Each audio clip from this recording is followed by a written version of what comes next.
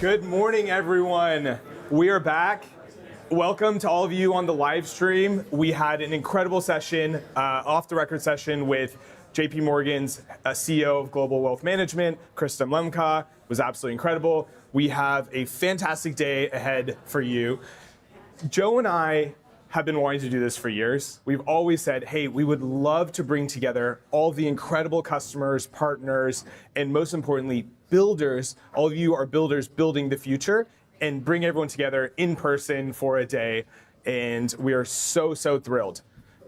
The team put in an incredible amount of work. You know, Joe and I are standing up here, but there were hundreds and hundreds and hundreds of hours and late nights put into this event. So we really hope you enjoy. It was crafted with a lot of love. We have a packed day with agentic commerce, on-chain finance, AI, crypto, and a lot more. So we are so grateful for you to be here, and it's going to be an absolute blast. Yeah. Like Nikhil said, we've structured the day into a couple different sections, all of which I'm super excited for. Today is the first time we've had people from so many different industries, banks, protocols, AI, all come together with one theme, which is rewriting finance. So I know that's something you guys are all really excited about, playing a huge key role in, and that's the topic that we really want to dive into today. So we've got three parts. The first is really about the rails. So the lowest level, how do we move money around, payments, commerce, things like that. And we've got the next step, which is what gets built on top. So the applications, markets, tokenized assets, what global markets mean, or what it means for global markets. And then lastly, we'll be looking ahead. So AI, prediction, and what comes next. We'll also talk a little bit about what we at Alchemy are doing kind of to get ready for this future and some of the things that we're seeing today. One thing that we're really excited about, one thing Nikhil and I really believe is like the future is really bright, but it's not inevitable and it's not predestined. It's built. It's built by all of us. And so that's why we call this conference CoBuild. We want to co-build that future with you guys. So without further ado, I'm excited to introduce our very first panel. Please welcome Bill Platt, our CEO at Alchemy, Bill Borden, CVP of Global Financial Services at Microsoft, and Jonathan Levin, CEO at Chainalysis.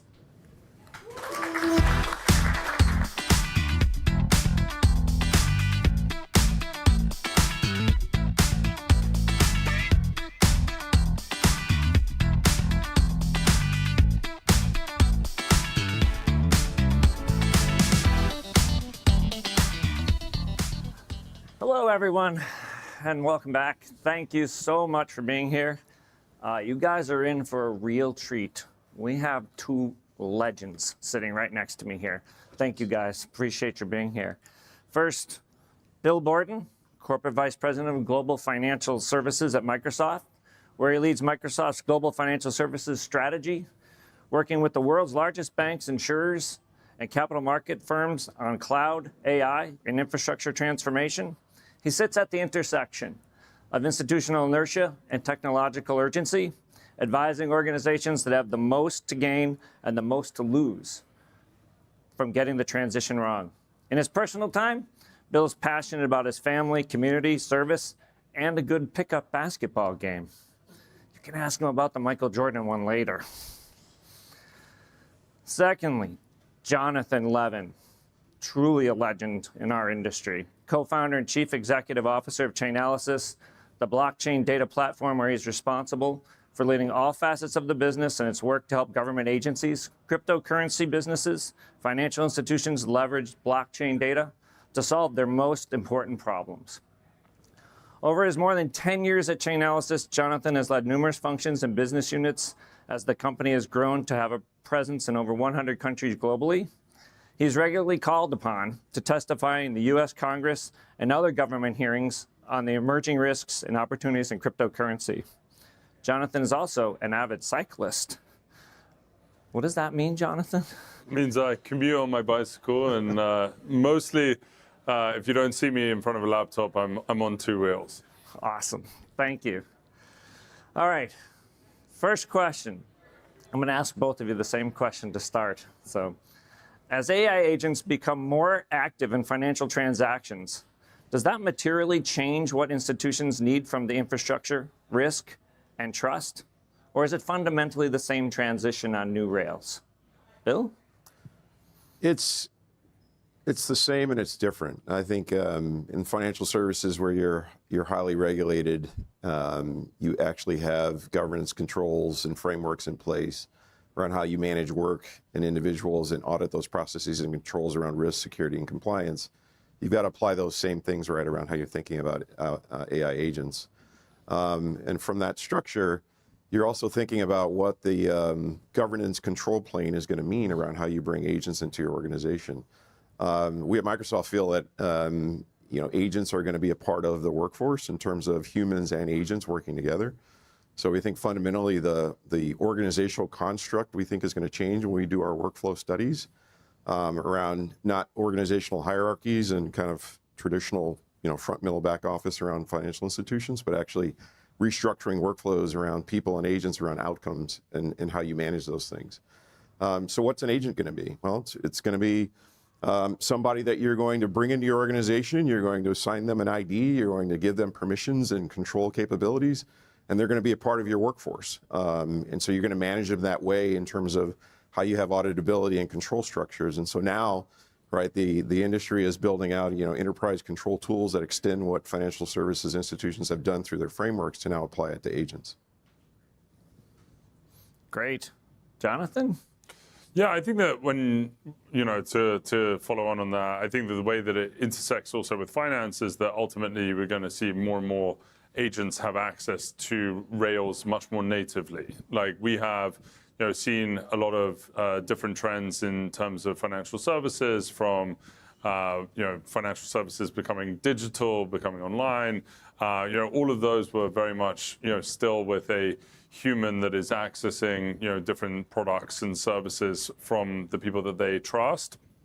And now you're starting to see where you really get to agents is where there's like a degree of autonomy happening. Like there's not actually a human in the loop. Like that's where you move from this idea of needing to have different types of controls from what we currently have, and the ways in which you can exclude an agent are different the ways than you exclude a human. And the types of defenses that you need to build in those scenarios is different.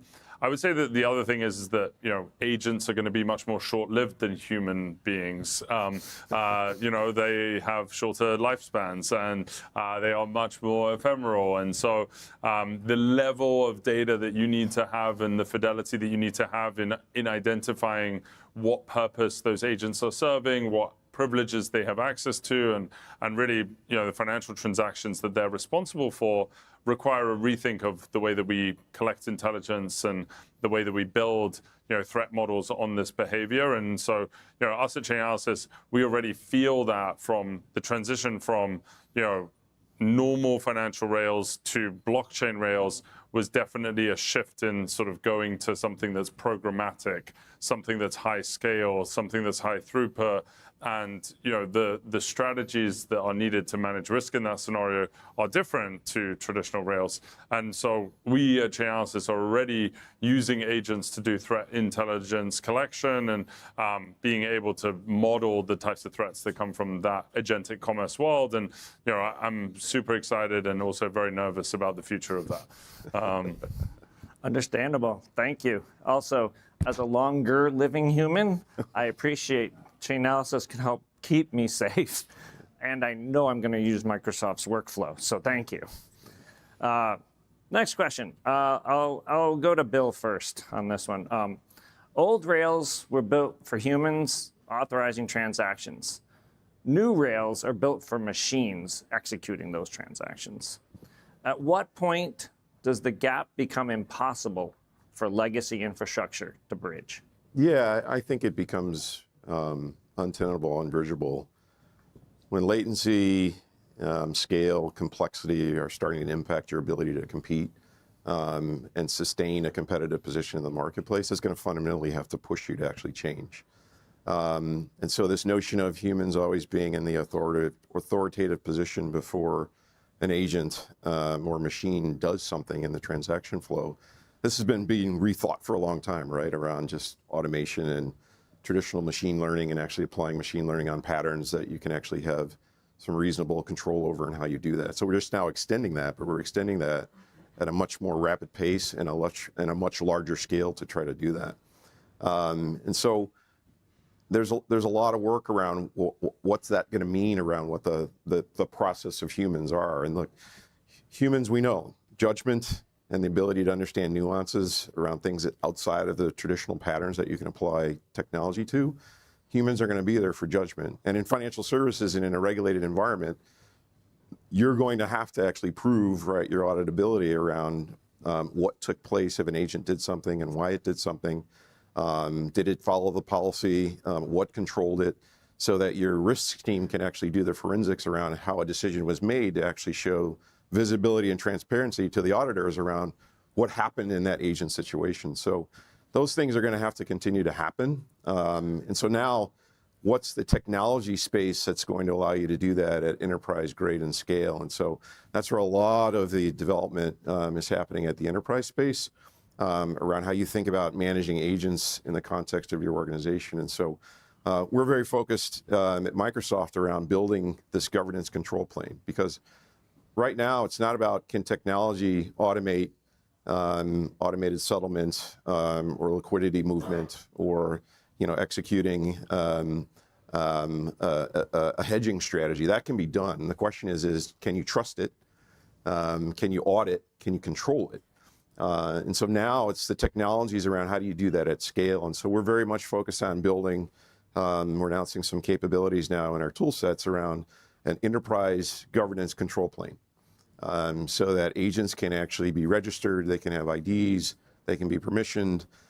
You can apply all of the things that you did around responsible development of technology that we've been doing for 50 years at Microsoft. You can apply that in this framework around the idea of responsible AI, around fairness, responsibility, and security, privacy, inclusive, transparency, and accountability. All of those things that we've been doing as an industry to develop and implement technologies, we're now applying it at much more scale around how we're looking at agents. And so we're going to continue to do that. And so whether you as an institution build the agent and it's monitored in your framework, or a third-party provider builds an agent, actually, Jonathan and I were talking about this last night, because you're building some cool agents. So how do you bring that into a customer's environment? So how do you have a control governance that you can build into that's clear around how you're going to manage your agents and permission them, but also give you that governance and observability around the audit trail behind it?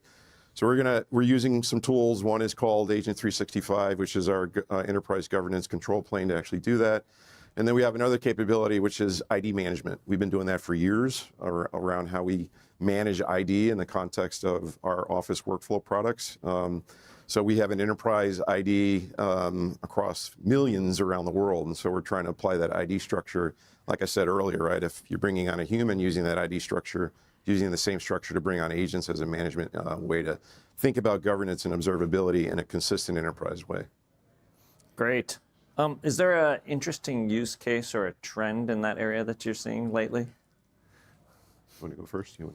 Yeah, I mean, I do think that our government agencies, our financial institution clients are definitely thinking about both updating their own sort of agent infrastructure, like the way the work happens inside those places, to match what is happening inside the market. And so, and you don't want one of those things to fall behind. Like, to the extent that, humans, businesses are conducting commerce using agents that are deputized and are able to pay each other and able to transact at scale, you need to have similar systems inside those institutions to be able to tackle the types of risks and threats that emanate from that.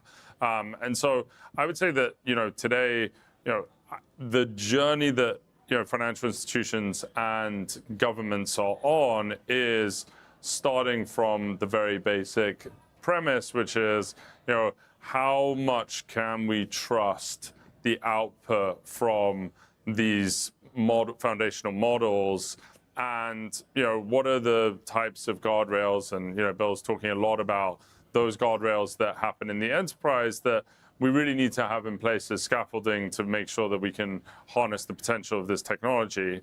That said, though, I do think that there is like a high degree of experimentation today. People are definitely in the exploration phase of, seeing, and trying out different harnesses for large language models, different agent frameworks, different, enterprise search. Like really, like everyone is doing a lot of experimentation today. I think that we're moving quite swiftly into like an exploitation phase where, people make a decision and say, okay, things are moving rapidly, but for the next 6 months, like we're going to go double down on this particular use case in financial crime, and we're actually going to build a proof of concept to be able to assemble the necessary things in our workflow to make the analyst, 10 times more productive, and like we're going to go, work on that with partners, and then, I think people will shift from there. But I do think that we're sort of in that phase of, on the cusp of, exploration and exploitation. That's great. I'm going to come back to you next on this next question. It's right in line with what you were just describing with this experimentation. So as AI begins to initiate and execute transactions autonomously, the audit trail looks fundamentally different. Is the industry prepared for that? And who owns that liability if something goes wrong? Yeah, I think that like in an interesting way, and I think about this a lot in blockchain tech in general, is like we've been preparing for these moments way before other parts of the financial services industry. And I think that if you look at the scale at which there are automated transactions that are done by smart contracts, if you look at the scale at which wallets are placing transactions autonomously in blockchains today, just based on current systems, never mind AI agents, there are masses of automation, masses of access points into these systems that create an environment that actually prepares people very well for what an agentic commerce landscape looks like.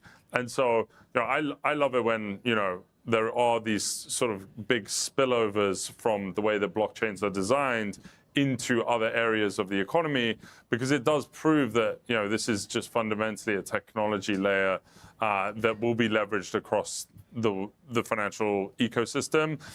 But it is something that we have like a ton of experience with at Chainalysis, is understanding when North Korea steals crypto from a decentralized autonomous organization, how do you then track in an automated way across different blockchains, across thousands of different wallets, in a way that you can help seize and freeze those funds?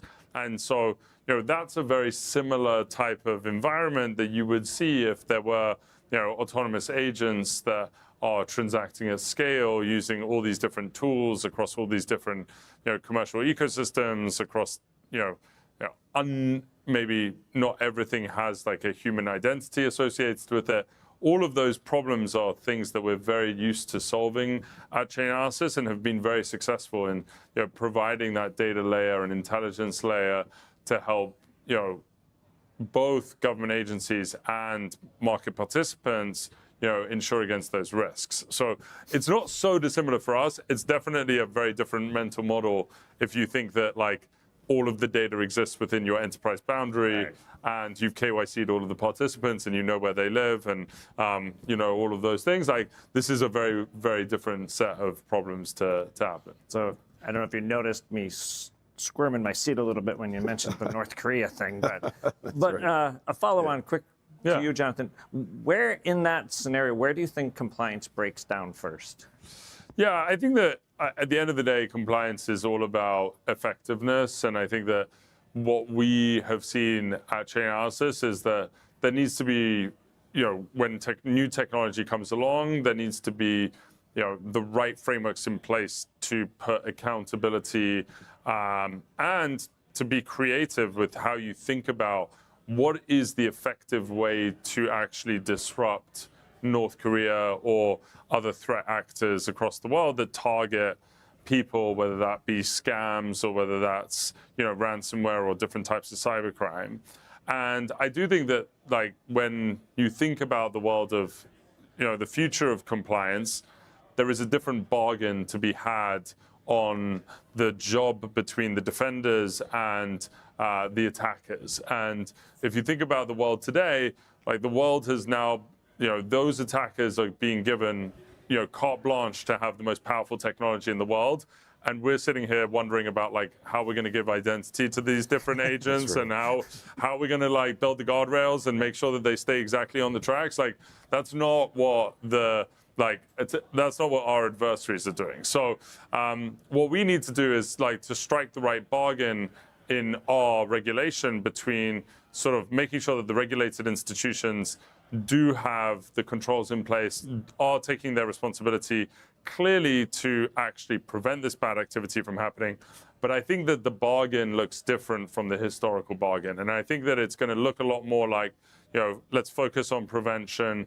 Let's think about the ways in which we're going after threats much more proactively and give those institutions credit for doing those initiatives, not the historical sort of tick the box bargain that we've had historically. And I think that these conversations have been going on for 20 years, never mind the last 2 months. And so I do think that there's lots of good progress that can be done between government and the industry. And I think that these are the types of conversations that should be happening at the moment.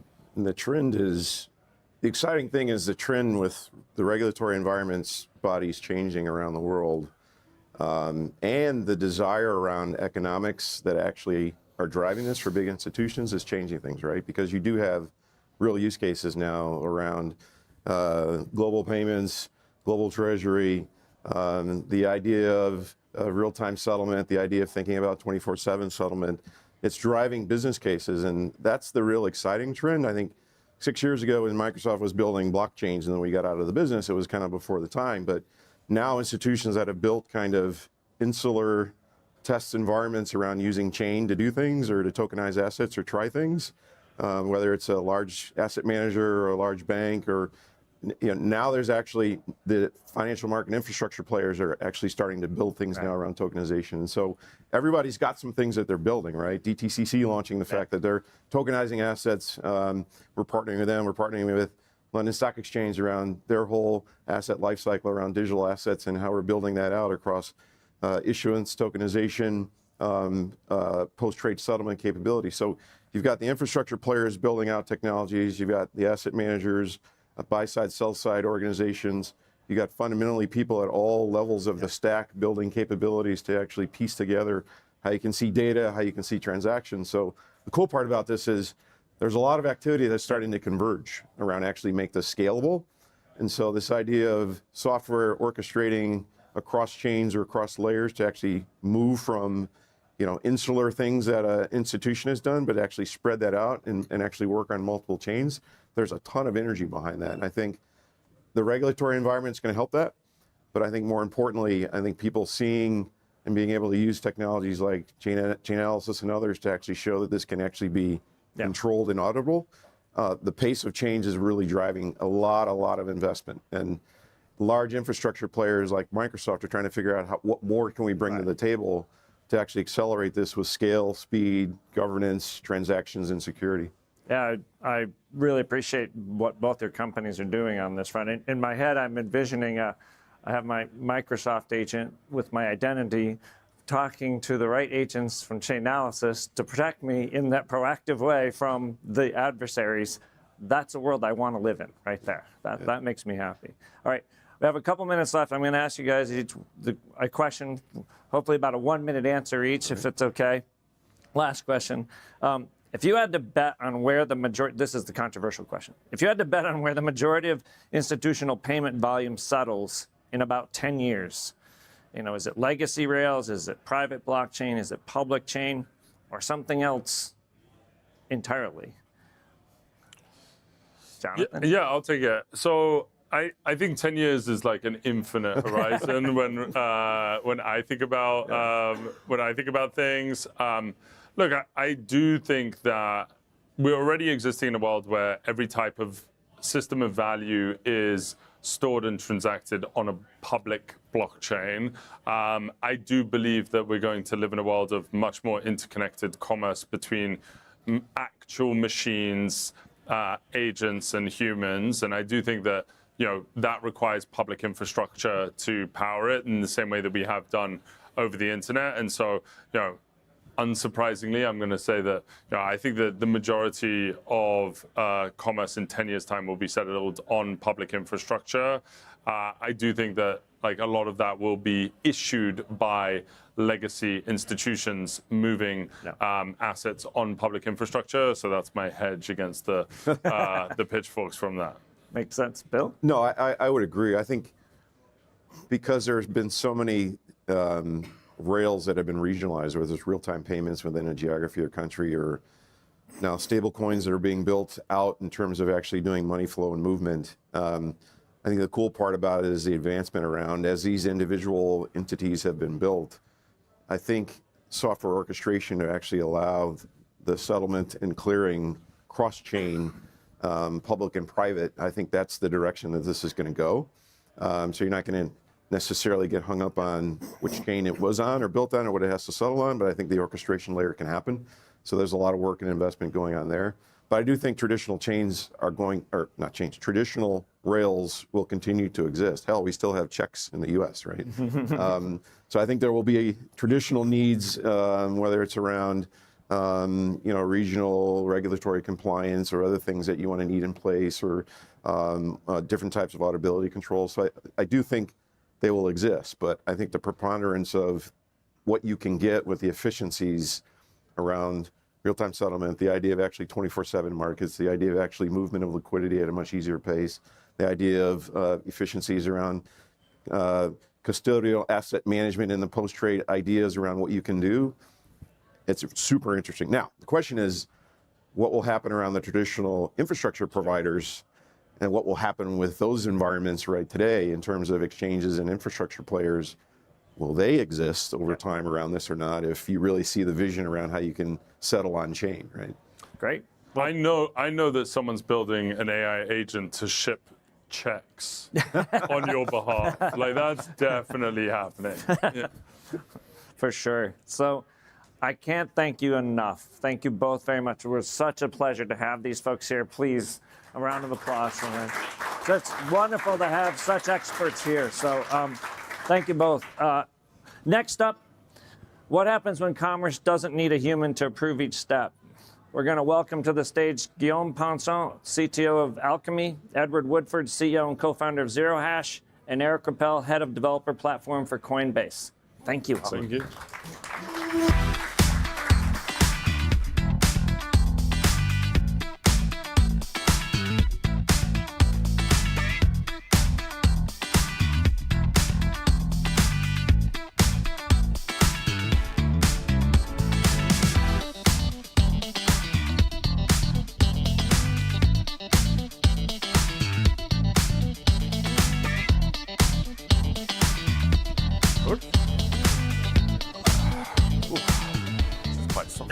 It's one of these coaches where it's not quite, you can't quite lean, you gotta really posture up. Thank you. Thank you all for being here. And with me, Edward Woodford and Eric Rappel. Edward, co-founder and CEO of Zero Hash. Eric, creator of X402 and head of engineering at Coinbase developer platform. Today we talk about the X402 protocol. This is stablecoin settlements, AI agents, performing transactions without humans in the loop. What happens when commerce doesn't require a human and can just perform automatically? Edward and Eric are building that future right now. And so I'm very excited to chat with you guys. A bit more of an introduction. Edward leads Zero Hash. This is 6 million customers, 140 countries. Their API lets companies launch trading, payments, tokenization products. I think you power Interactive Brokers, you power Morgan Stanley, Stripe, Franklin Templeton, many of the teams in this room today. And also, Edward authored a book called Stablecoins for Babies, which you can find on Amazon. My proudest achievement. You should have brought this. I have a couple, so yes. And Eric, creator of X402, open protocol that embeds stablecoin payments directly into the HTTP protocol.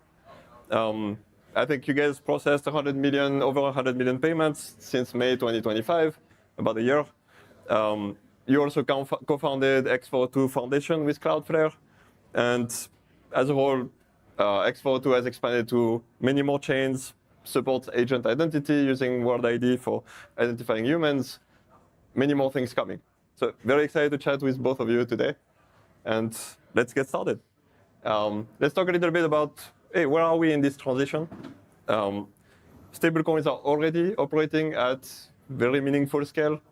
I think agentic commerce is just starting. This is the beginning of a journey, going from concept to implementation to wide scale. X402 has processed many transactions. I think Zero Hash is seeing the volume of stablecoins go up and to the right significantly. So I guess question for both of you, what does that tell us about where commerce is today and what it looks like in the age of AI? Well, I think most people in this room probably aren't aware that there's been like 100 million plus transactions on X402. Like, I think a lot of people assume that agents are going to be economic actors in the future, and I think actually they're already starting at scale, and we're starting to see kind of the infrastructure and the standards that support that come to life. And these, what's interesting to me is that there's different ways that agents transact that are kind of break people's brains a little bit. Like, so far, most commerce on the internet is largely e-commerce, but you have this kind of aspect of agents where they're going to fundamentally break the business model of the internet, where, where we've been largely like an ads-dominated, like you can approximate the business model of the internet as like, okay, you are some platform or website and you have content and someone goes to your content and they view an ad and then they, at some rate, convert into purchasing the good or service that the ad is advertising. And that loop like kind of completely breaks with agents, because the agent's not gonna like go and be like, oh, by the way, I went and read the Wirecutter and here's the referral link the Wirecutter had for the headphones that you're looking at. And so we need to start thinking about like, what is the business model of the future for the internet in this age of AI? And I think the thing that, my bet's basically on microtransactions, where your agent may need to pay a cent or a tenth of a cent or 5 cents for accessing this content. And that actually is that seems counterintuitive, but it's actually, I think, completely logical, especially from the side of the merchant or the side of the business property. Because any like well-researched, well-instrumented platform knows the price to charge per impression. Like, there is a CPC metric where they know, like, okay, for each user who visits the site, the expected value of that is 0.3 of a cent, and thus like we are going to charge ads based on that. And so you just convert that CPC metric into, this is how much we should charge an agent who's coming to visit us. And so there's all these like evolving dynamics in how agents actually show up as economic actors that we're starting to see and starting to have to grapple with, which I think is super interesting. Mm-hmm. Yeah, what are you saying? Yeah, maybe just to add to that, I think just taking a real step back, when we talk about agentic commerce, I think people can talk about, for example, I'm purchasing something with a merchant, but my agent conducts that activity. I think a lot of what you're referring to is obviously effectively almost like an agent to creator or agent to agent communication, which I think is correct in terms of what that means for what you could call the internet or effectively content more generally. I think parallels are helpful. They're not necessarily the perfect paradigm, but we've solved these problems before. When you look at, for example, music rights, if you think about content creators more globally, and you mentioned Cloudflare, if you think about Spotify fundamentally gives people incentives based on the streaming that gets created. I think we're going to start to see a similar thing with the internet because of the fact that you won't have ads or referral links. Effectively, the agents will effectively have to pay for tokenized content in some form. In terms of the value proposition as to why stablecoins, why any of this, I think microtransactions is certainly part of it, but also these things can be solved through batching, right? And again, drawing a parallel of music, when the iTunes started, everything was $1. Every song was $1. Effectively, that lost money for Apple. But what they predicted was that people were going to buy multiple songs. And so you weren't buying $1, $1, $1. You may be buying 5 songs and paying $5. And so the fee for that payment through batching became more economical. What I think is super, super exciting around X402 and just agentic commerce more generally is the ability of programmability. Because if you think about just the fact that we have millions, if not billions of agents with millions, if not billions of content streams, how do you do that in a decentralized way? And how do you effectively have an agent that pays a creator, for example, today, I say, where's the best coffee shop near here? That content creator should get paid effectively for doing that. And that's what excites me, is that kind of ability to transact both data and value and money in a decentralized way, globally, instantly, and cheaply. And I think that's the big unlock. Yeah, to add to that, I think the other big value prop of stablecoins in that context of agents that people miss, because you're right, you could batch fiat payments.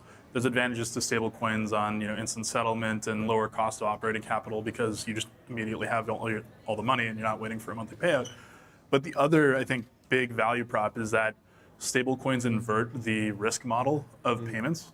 And so with credit or card-based payments, you have to be worried about chargebacks. And in a world of like AI agents, like an AI agent may decide like, oh yeah, I'm going to buy this thing, and then wait, I'm running out of money. I'm just going to charge back the last thing I bought so I have more money to do the next thing. And like agents they're just completely rational actors, right? They don't have this concept of like that's a bad behavior to perform necessarily. And so with stablecoins, like stablecoin transactions are irreversible. Like I often say, stablecoins support refunds, not chargebacks. And so that inverts the risk model where you actually don't have your risk department isn't worried about credit card reversals anymore at a high rate. It flips it so that actually the agent or the human who's paying in stables takes on the risk, and they have basically merchant risk, where they need to think like, okay, is this merchant actually going to deliver to me the good or service that I think they're going to deliver?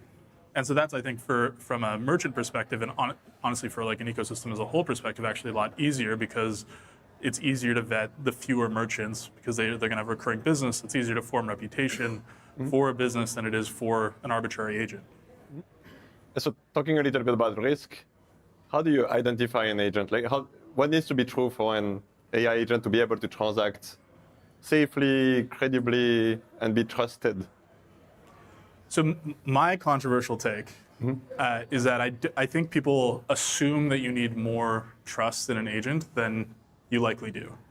And you, at scale, I think, especially once agents start transacting with other agents, you do want agentic reputation and to have an understanding of what an agent is and who's behind it.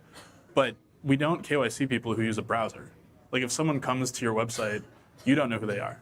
You might know where they are, but you don't know who they are. And I think with agents, like if you are no longer taking on chargeback risk, a lot of like information that's collected for credit cards is basically the risk factors. And so if you're going to get an irreversible payment from some entity, it's kind of like someone walking into your store and handing you a $5 bill, right? Like you don't know who that person who paid in cash is. And so that I think is like the desire to identify agents is actually an emergent property of like how we have operated on the internet thus far. It is not actually an essential. The essentials are like, you're performing KYT and you're making sure that the person who's paying you isn't on a no-fact sanction list. And there's all sorts of regulation in processing stablecoin payments that you need to follow now in a post-Genius world. But from first principles, like the agent isn't, if an agent hands you $5 of USDC, as long as you know that it's with high confidence, not on a sanction screening list, and that it's a legit transaction, you don't really need to know much more about them. But I think from a comfort level, we are going to want to build up these things. It's just from as a technologist, as the head of as an engineer, there's the like, what do you need technically, and then what do you need societally for businesses to become comfortable with doing these things? Those are two separate questions. And how have you handled that in your layer of the stack, like the trust, verification, accountability, like all of these concepts? Yeah, so more broadly around infrastructure, I think when you look at the agentic stack, what do you need? And I think fundamentally the question is, what is the additive value of stable coins as a payment method? And just to be clear, right, like X402 is not just stable coins, it's broader. And so, I think obviously the ability to hold value is important, the ability to spend value. And then what I would say is finally is the ability to transact.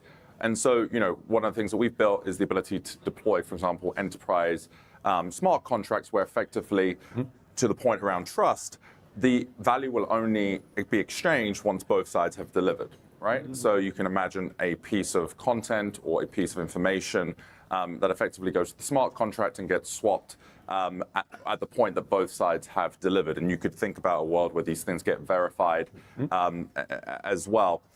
I think in terms of the way that most people are thinking about agents today, and again, talking about more of an agentic world, at least the way that, for example, we've deployed agents internally as a firm is to say, look, you are still responsible for your agent.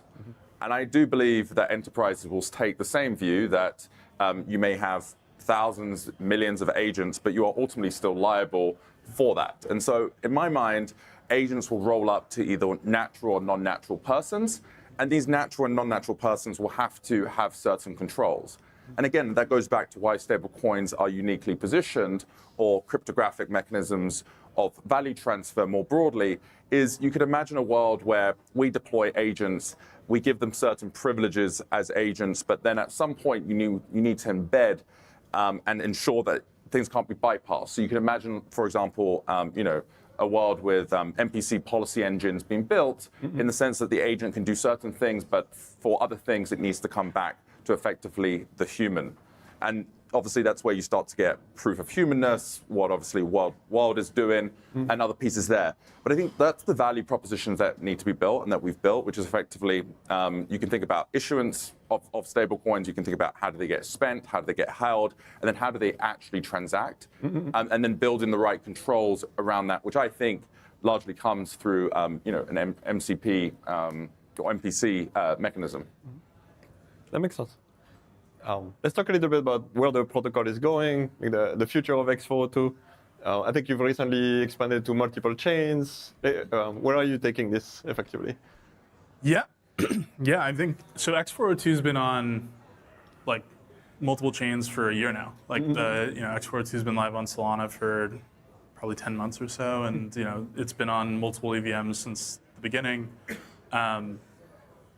I think the big release that we had in November of last year was V2 of X402, and so talking about kind of this like desire to have things like linked to a human or other things. In December we introduced this concept called extensions, and so what extensions are basically optional things either that the seller can basically say like, I need this thing in order to do this payment, and so like while you may not from first principles need anything other than like confirmation the payment has gone through, you may want to know like, okay, this person is a KYC'd human or has like a World ID verified proof of human attestation, or you may even just want like a proof of consistent, you may want like a consistent identifier to know if you're getting like a repeat visitor. And so extensions are basically our way of allowing people to layer on more complex requirements to the payment. And so you as a business can say like, okay, we only want to accept payments from agents that have like a proof of human World ID attestation. And in future, you could imagine that being like something backed by like a full KYC by some known authorizer. You can say like, hey, I don't need full KYC, but I want to know has this agent come to me before so that I can give them like a better deal, or I can kind of give them a bulk discount, or get back in contact with them in another way. And so that I think is really, it's important to give people the tools to select what they want and how they want to perform agentic commerce. And so that was, I think, a really big lift. And then now what we're really focused on is expanding the capability scope. And so things like auth capture and things like more advanced payment schemes are very much top of mind.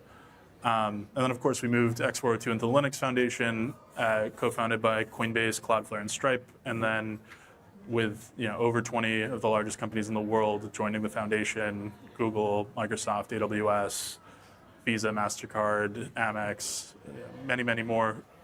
Who I, if I just we'll spend the next 30 seconds me just listing companies if we continue. But, getting that kind of industry-wide place to discuss agentic commerce and to really, get on the same page as we kind of navigate this new world is very much top of mind. That makes sense. And I think Zero Hash sits very much at the intersection of this new wave of blockchain-enabled payment and legacy rails, like all the payment rails that we know so far. What are you seeing at that intersection in particular?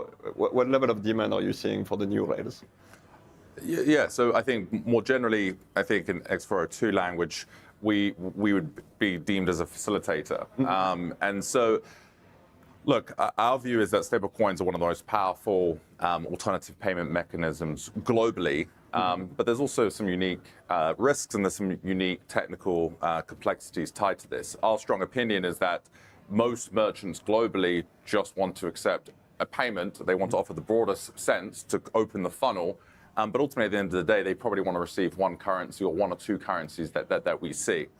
So if you look at what we provide to players today, including large payment companies, Stripe, Shift4, Nuvei are all customers, and then we have a number of large merchants ourselves. If you actually look at this, not just from an agentic perspective, but what is the value proposition that we provide? One is technical abstraction, right? To do this across many chains at scales, difficult. Second is the regulatory aspects as well. In terms of how do you get comfortable with diligencing, how do you get comfortable with the on-chain transaction monitoring. And those two pieces are big value propositions to merchants who say, look, at the end of the day, I want to be paid in dollars or in any form of currency that they're comfortable with.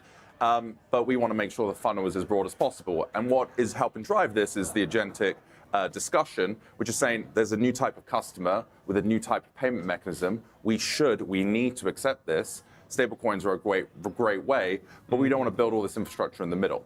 And that's effectively where we sit in. And that's kind of how I would break down the stack. I see. And do you have a particular segment of demand that is very excited about this? Or what kind of customers come to you? Yeah, I mean, look, more generally for our business, we're seeing large growth in, for example, account funding globally. So funding an account, whether that be a brokerage account, a gaming account. We service some of the largest prediction markets like Kalshi or Interactive Brokers on the brokerage side. Also payouts globally as well. So, payroll companies like Gusto leverage Zero Hash for global payroll. And if you think about payroll more generally, the world has shifted in terms of the way that these dynamics are occurring with a more global workforce. But if you ultimately think of agents as effectively a two-sided marketplace, I think stablecoins can tie into that narrative as well, where effectively agents can get paid for services in stablecoins, and the agents actually use those services in stablecoins. I think fundamentally, always when we have the discussion around stablecoins, is what is the additive value of stables versus traditional method, and largely what it is the programmability, it's the global nature, it's the speed, and it's the cost, and those things really matter in certain lanes, certain avenues. It's not a global panacea for everything. I think we're in alignment that agents will also use credit cards. They will also use debit cards. But there's a huge market out there where stablecoins can provide a massive additive value. And I think in a previous interview or panel, you described the most exciting thing about the crypto adoption is when it becomes invisible and users don't even really know that it's happening on the blockchain. Is this happening? Is it what this looks like? Yeah. So I think, look, last year our stablecoin volumes grew over 600%. If you look at what's happening in the background, effectively here that we're talking about, most people shouldn't really care, but it's the powerful use case of what it implements, and it's providing a new economic world where effectively the way that content in the web operates starts to shift. And that's really important, right? Because if we move to an AI world and content creators aren't paid, then effectively that stops in the same way. So it's really, really important. I think there's a number of barriers. I mean, I sometimes say this to be a little flippant, but stablecoins have grown to a massive scale, despite it being largely an unusable technology for most people around the world. So what does that say? That means that there's a massive value. So as we solve problems such as how do you create homogeneity of standards such as X402, how do you solve, for example, the ability to transact more easily? So one of the products that we built recently is what we call Auth, which is effectively the open banking of stablecoins where customers aren't copying alphanumeric addresses. We think that only scales the market for stablecoins. So it's a massive market despite these massive frictions. We think that you can only be bullish as these problems and these opportunities get solved for. Absolutely. And you probably see the same thing in terms of demand and this becoming more of a financial story as opposed to a crypto story. Yeah, I think both humans and agents, technology is kind of like water. Like it flows to whatever is the easiest. Water always flows downhill, right? And so people are attracted to, both people and agents are attracted to whatever is the easiest way to solve their problems. And it turns out if you're doing international remittance or you're doing, contractor payouts, stablecoins actually are easier than traditional rails in many cases. But if you're doing consumer payments right now, credit cards are still easier. And so you're going to, I think, end up in this world where we just need to make it a couple of orders of magnitude easier. And I think to your point, it's ultimately comes down to I say this all the time about X402. It's like, I don't want people to think about X402. It's like the success case of X402 is it becomes what I call light switch technology, where if you enter a room, you expect there to be a light switch. Like any room that any of us walk into in a house, if there's not a light switch there, you're like, what is there like a floor lamp? Like this is terrible UX. But 200 years ago, there's the idea of walking into a room and there being like this little switch on the wall that produces light, it would have been unfathomable. And so we take for granted that I want our technology to be taken for granted. I want our technology to be like electricity or light or HTTP or HTML, where it's just fully uncontroversial, everyone uses it, it's fully neutral, it's widely adopted, and it makes everyone's lives better. So 3 years from now, X402 is the light switch. I hope so. Yeah. But that's like why it needs to be open standards, right? Like I very much grew up as a child of the internet. And the internet is, I think, more than anything, the greatest invention of humanity. You can make a strong argument we would not have AI without the open internet. And so how do we make sure that the agentic age is as open as the internet age? And I think X402 plays a small part in that. Yeah. Super exciting future. I think we're at time. Thank you so much. Thanks, everyone.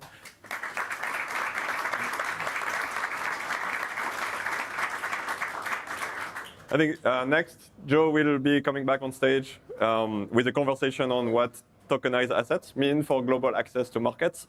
He will be joined by Peter Jonas, CRO from Paxos, and Ian DeBode, presidents from Ondo. And again, thank you so much for the panel. Thank you.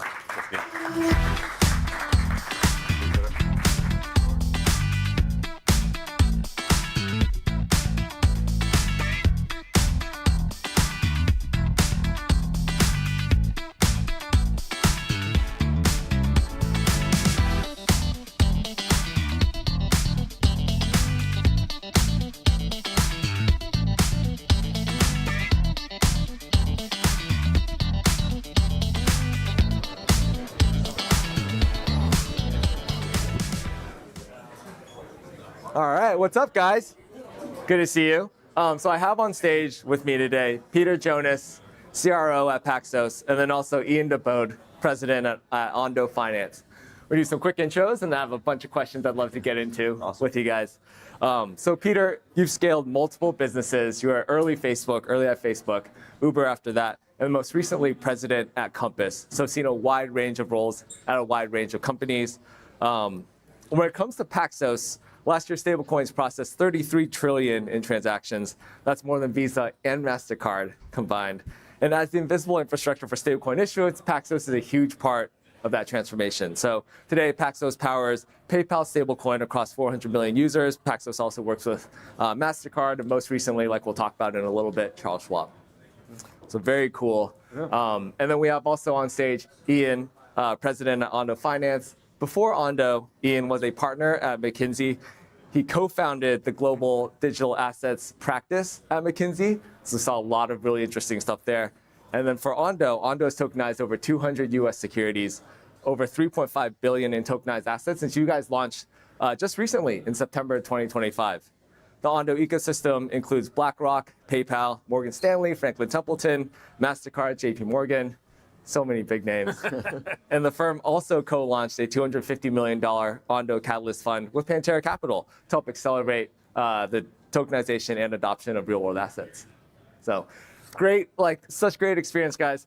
We'll jump into my first question for you guys. So the tokenized market, the tokenized real world asset market, stablecoins, and real world assets, or real world assets specifically, just crossed $22 billion, which sounds like a big number. But when you think about it, when you think about the hundreds of trillions that sit in traditional markets today, 22 billion is just a drop in the bucket. So I'm curious to get your guys' thoughts. What actually has to happen for this to go from where it is today, which is interesting, to really more inevitable and subsuming more of that or complementing more of that system? Happy to go first. I think the simple answer to that question, quite frankly, is time. If you look at the adoption of this stuff, it is very much following a hockey stick. And that hockey stick is going faster from asset to asset. So if you looked at stable coins and how long it took to, right now it's at 350 billion, give or take. It took a while to get there, right? And for the stablecoin total assets under management to reach about $10 billion took many, many years. The next asset class to really start tokenizing was treasuries. It was just a very easy, seamless way to go from stablecoins to treasuries. And about 2 years ago, that entire asset class was at $1 billion. Now we're coming up on $14 billion. So you can tell that the adoption is accelerating, and now with tokenized stocks, that's the latest category that we really launched. We launched our platform in September of last year. That entire category now is at $1 billion. So I fully expect it in the next, call it 18 months, to start reaching $10 billion. And then from 10 billion to 100 billion, 100 billion to a trillion, I think it ultimately just needs time. People need to educate themselves about what this stuff is, about how investor protections work, how they can use it on chain. So ultimately, I think we just need time in order for people to get educated and for an ecosystem to develop around these assets so that ultimately what exists on chain is better than what exists in traditional finance. Do you think there are specific bottlenecks, kind of like hurdles that you think will drop over time in terms of adoption? Well, I think ultimately right now the question still is utility. Right? Where we see adoption is people who historically have not had sufficient access to these assets. And if all you're doing is providing access, that is a huge market. But that means you're probably going to struggle to really hit inflection points in the US where people already have access. For you to get acceleration of adoption in US and other developed markets, you need to make these assets on-chain better than what can exist off-chain. And I think we're starting to get there slowly but surely. You have markets that can be open 24/7. You can move all these assets, or you can use them as collateral on-chain however you want. You can start using your stocks on perpetual swap platforms as collateral to very seamlessly enter a carry trade, right? Good luck doing that in TradFi. So you're starting to get to the point where it's getting better on-chain, but that ultimately is going to be the test to reach, I think, trillions of dollars over time. Yeah, and I completely agree with that. I think about this from a little bit of a different angle, but building on that, having seen these inflection points in different shifts in the market. So with mobile, similar things we're now seeing it here. It really comes down to Ian's point, is it better? And the reality is, it is a lot better, and it's better not because of the way it's being utilized today, but the tools that tokenization actually brings to the table. And so you think about atomic settlement. That has a massive value from a haircut that you need on margin and the capital efficiency of those assets. Even treasuries are higher utility when they're tokenized. They go from being idle to being able to be moved at settlement. And being able to be used as collateral and more fluidly.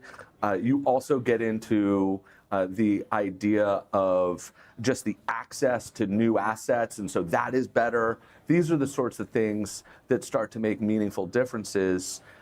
And frankly, those differences are what unlock growth, where suddenly you're able to do things that you were never able to do.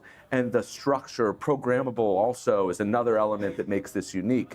The way that they're being utilized today, that those primitives are being utilized today, is not the way it's going to be utilized in the future. And what's beautiful about that is we've seen this happen with traditional finance, that there's continually more and more innovation based on the same existing primitives. What happens when you start? It's not that you have all of these giant TradFi companies coming into the space, although that is very, very good. It's what they're going to do with the brains that they have there, the capital they have there, and the innovation that they're actually going to be able to drive that's going to create this tipping point for the industry where what we're providing from a tokenized assets perspective is truly 10x better, enough to not just shift it one company at a time who starts to see the future, but instead to make it a mandatory need to move now, and the assets move fluidly to where they can be most effective. Yeah, so speaking of that, like innovation, assets that are 10 times better, primitives, and forcing people, the industry to adapt to that. Like you guys recently are kind of like now the behind the scenes crypto infrastructure for one of the largest wealth managers in the world. I'd love to hear a little bit more about that. Yeah, so we recently, Charles Schwab recently announced Schwab Crypto. We're very, very excited to be partnered with them on that. They're an extraordinary organization, sends incredible signal to the market that now is a time that everybody needs to take crypto seriously. Beyond that, it's their story to tell. And so next year you'll have to get them up here to talk more about it. What I can say is, as we deal with a lot of companies like this and have dealt with a lot of companies like this historically, the things that have made companies entering the crypto blockchain space successful are pretty consistent. Right. One, they focus on the user demand. So they understand what their user. We talked about this with JP Morgan a few minutes ago when Kristen was up here. They understand what their users want, and then they seek to provide that. It's not that they don't know where they want to go, but they understand what they're trying to do, and there's a job to be done that they want to service. The second piece is dedicated teams. So there are a lot of organizations out there that have put their toe in the water. There's an innovation person who is doing this and. And not that person isn't capable of doing it. A lot of those people are extraordinarily bright, but this needs the focus and the dedication to break through those roadblocks they're inevitably going to run into, and to be held accountable to driving a P&L associated to blockchain and crypto. And then the final piece really is to not get distracted by the bright, shiny objects. And so there's so many cool things you can do, and all of these companies are certainly aware of them. But the starting out on day one with perps is probably not the right path. As awesome as they can be, that's not the right path in this like crawl, walk, run process. And so we really push organizations to define the job to be done, to narrow in that scope on what they want to do, and then they can take it and be aware of where it could go, but really focus on getting near-term objectives solved. Yeah, it sounds very grounded. So it's not just like hype or crypto for crypto's sake, but really like what are the business goals and how do we use the new primitives that we have available to accomplish those goals? Exactly. When you think about all the companies that had like the crypto for crypto's sake projects, and those are dead. Yeah. Right. And yet there's more people than ever. The prices aren't going the right way, but all of the industry adoption is. And so there's more people than ever that are dedicated to this transition of utilizing this technology in a myriad of different, very high utility ways. Yeah, absolutely. It's all about adoption. I couldn't agree more. And speaking of adoption, question for Ian, like Ondo has seen a lot of organic growth week over week, especially with a lot of meaningful flow coming from different parts of the world, like Asia, investors buying, stocks that we all have access to, like Tesla or QQQ, but directly in a wallet, no brokerage required. Like, what does that demand tell you about the size of the opportunity here, and what is next for you guys there? Oh, yeah. I mean, the size of the opportunity is enormous, particularly if you measure it by the number of users that are out there that still want access to U.S. capital markets, but historically have not been served well by legacy financial institutions to get that. I think finance has done a lot of things extraordinarily well, but access is not one of them. Right? And there's a lot of reasons for that. You can criticize KYC as a concept in and of itself. There's minimum fees. There's just a whole bunch of reasons why, particularly once you go outside the US, people have struggled with access to US dollars. That's why stablecoin is so powerful. And US capital markets. That's now why tokenized stocks, ETFs, et cetera, are so powerful. We're seeing that directly in our numbers, 5 to 6% week over week growth since launch in numbers of users as well as assets under management. Wow. And it's not slowing down. If you then, the scale of that opportunity in of itself, we talked about Charles Schwab, great company. There's other, large brokerage platforms in the US. But I feel like people forget, I think Binance in and of itself has more crypto accounts than there are brokerage accounts in the US. Right? That is the scale of opportunity. That is the scale of these platforms. So when Binance then lists tokenized stocks, that's a big deal. Both from a distribution perspective, obviously for Ondo, but fundamentally also just to have people globally have access to the US capital markets, which has been, quite frankly, the motor of wealth creation for the US consistently for decades. Just opening that up to a global audience seamlessly, I think is a much bigger deal than what a lot of people think. I think people, I 100% agree with that. I think people forget that there's a profound difference in how people interact with money outside of the country that we're in, or the countries that many of us have flown in from. And as a result, just getting access to the stability of the US dollar, and that's why stablecoins has so much pickup in the global south. And then the democratization of the risk-free rate. Like there is just a huge amount of value that is unlocked in these markets that is not necessarily, the people in this room have money market funds and they're getting pretty darn close to the risk-free rate. And the people in this room don't have an issue with banking necessarily, or we do have an issue with inflation at times. But the rest of the world has a much different experience, and stable coins in particular and crypto rails really are 10x improvements over where they are today. Yeah. Would you guys say it feels like stable coins and tokenized securities are really symbiotic? Like you on-ramp onto stable coins, you can get access to tokenized securities, vice versa. Like, how do you guys see that? I think that's exactly right. I'm very grateful for stable coins because people globally and also in traditional finance can now finally wrap their head around why does blockchain even matter in the first place, quite frankly, right? You take cash that, operated pretty well in a bank account for all intents and purposes. We can criticize the settlement delays and the fees and all sorts of things, but, cash, you could send it around, but then all of a sudden you put it on a blockchain with a permissionless wrapper around it, ta-da, right? 24/7 global payments, and on top of that, it works in this marvelous permissionless ecosystem called DeFi that has had its struggles, but is a viable alternative to legacy financial rails. That finally, people are like, oh, seamless access to the US dollar to a global audience that's never had it, and parallel financial rails? Sure, I'll take that. And that same concept, Ondo just applied to treasuries, stocks, and ETFs. And it is such an easy pitch these days to just tell people, yeah, we do for stocks and ETFs what stablecoins did for the US dollar. And people are like, oh. And the number one question you get is, wait, why is that better? And we're like, well, you have a Robinhood account. Most people don't.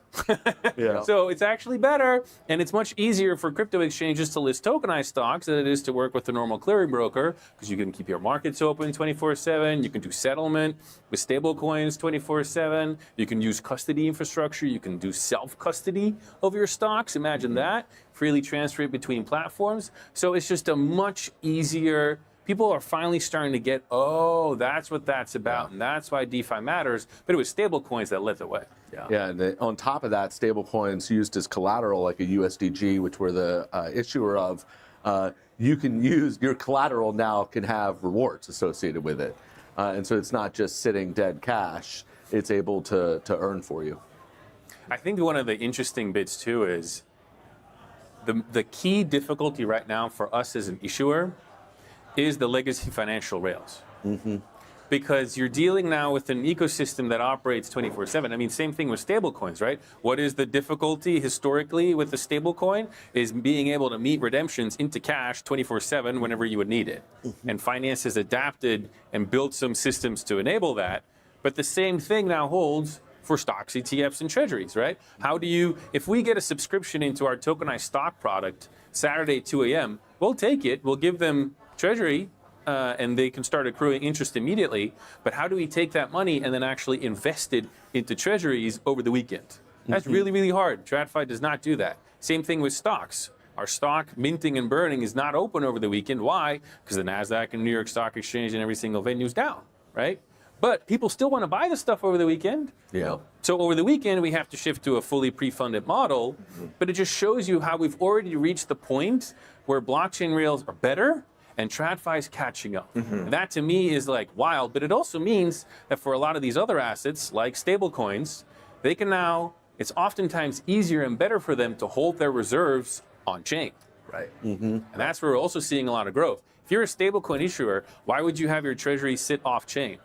Because those legacy rails don't work as well. If you can just hold your reserves in tokenized treasuries on chain, probably better. You can move them around 24/7. It just makes for a better ecosystem. So it's actually very interesting to see as more and more assets tokenize and move on crypto rails, you can have these assets just get better and better and better because we don't have to rely on these legacy systems as much. Yeah. Speaking of TradFi regulation, Paxos received OCC approval in December. Yeah. That's federally regulated, Genius aligned. First mover, really. Most competitors are still kind of navigating the state-by-state patchwork. Like, what does federal oversight by the OCC actually change for institutions that you guys work with? So, first off, it's nice to have one set of rules. 100%. Right. That's the first and foremost. You want to have. You want to be regulated by the most trusted regulator, and you want to make sure that you have clear, consistent rules. So it definitely is amazingly helpful for our partners as they're doing their diligence on. This is a very big stamp of approval that we have there. Fundamentally, we've always been, so we've been around since 2012, for anyone that doesn't know Paxos. We've been around since 2012, so we were before Ethereum. We've been regulated longer than pretty much anybody in the industry. We've always had this regulatory first thesis. And the reason is, from day one, the way that this mission of replatforming the financial system, the view of how we were going to achieve that was never to build the next JP Morgan or Charles Schwab. It was to enable those companies. Yeah. And so as you think about this future of all the conversation that goes on around who's going to be the future Charles Schwab or the Charles Schwab of crypto, the answer is Charles Schwab, right? And you heard Kristen earlier, and for them as well. But we've always been regulatory first because we believe in order to be a partner to them, there are really kind of three pillars there. One, regulatory first. You've got to be trusted. You've got to do the right thing there. And there were ways that we could have grown a lot faster in earlier days by not doing that. But now is our time, which is great. The second piece is really you can't be competing. You have to be a platform that's here to serve your clients and customers or partners, not to compete with them. And so we're very much we are focused on serving our partners, not going out and trying to onboard end users. And then really the final thing is you have to be enterprise grade. And so that's why we've been able to onboard, we mentioned Schwab already, but Interactive Brokers, we have Stripe, we have Mercado Libre, we have some of the biggest companies on the planet that rely on our PayPal, that rely on our infrastructure. And so we've been very, very thoughtful about not building this out of a garage, but funding it extremely well and building for that enterprise state so that as this moment came, we were ready to be the service provider that those partners really need. Yeah, absolutely. As an infrastructure company ourselves, very much understand and resonate just how important it is to be reliable and to deliver kind of like the quality of service that your partners need. So Totally, that's the like number one job to do. Is like you need to work. You need to work when they ask your product to do something, it better do it. Yeah. And so as much as in Silicon Valley we want to talk about the like move fast and break things, this is not a world where you can do that. Yeah. Because there are real consequences and expectations for their end customers. Yep. So the New York Stock Exchange and NASDAQ, they've both signaled interest in 24/7 trading. What does that mean for tokenized securities and, with agents and AI just around the corner and happening today? Like, how are you guys thinking about all that? I think it would be amazing if they turn on 24/7 trading. I can't wait. Because the way for tokenizing stocks and ETFs and just broader financial products, we only tokenize stuff that is publicly traded, right? So we have to, whenever we mint a token, we have to then go out and buy the underlying asset on the New York Stock Exchange or the NASDAQ or wherever it is to collateralize that position. It also means that over the weekend, when we can't actually go out and buy it, we can't mint new tokens. But all of our clients, think of the Binances, the Gates, the BitGets, the OKXs of the world, their users are used to trading 24/7. They want to trade 24/7. So right now, in order to keep these markets open 24/7, over the weekend, there's market makers who then deploy a market, pretty wide spreads, all from pre-funded inventory, because we can't mint them new tokens if they need to, right? And that's very capital intensive. Not a good system. But it's right now the only way to do it. So, but the moment NASDAQ and New York Stock Exchange enable 24/7 trading, it's great. We can just mint and burn over the weekend. The spreads are going to tighten a lot. You're going to be able to serve an entire offshore market in the way that the US right now is served.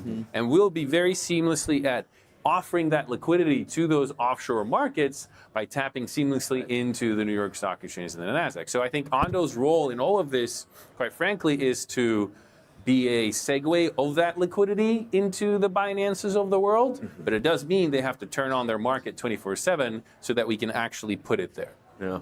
I love it as a signal for crypto too. Yeah. Like, this is very clearly created by crypto demand and 100%. Adapting to what they're hearing from the crypto enthusiasts. And so I love it as a signal for the legitimacy of crypto in the future that they see for features that are specific to crypto today, like the 24/7 as as real value to their end partners. And the fact they're doing it on tokenized infrastructure is also very interesting, because both of them have concluded for us to move to 24/7 systems, the easiest or most straightforward way to do it is via tokenizing and having blockchain-based infrastructure. Yeah.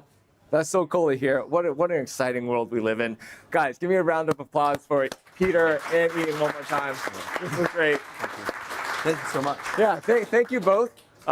And that's a wrap on our morning sessions for now. To those on the live stream, here in person, we're going to feed the machines. So go touch grass, take a break. We'll be back on stage at 12:30 Eastern Time, so we'll see you there. Thank you. Guys, that was awesome.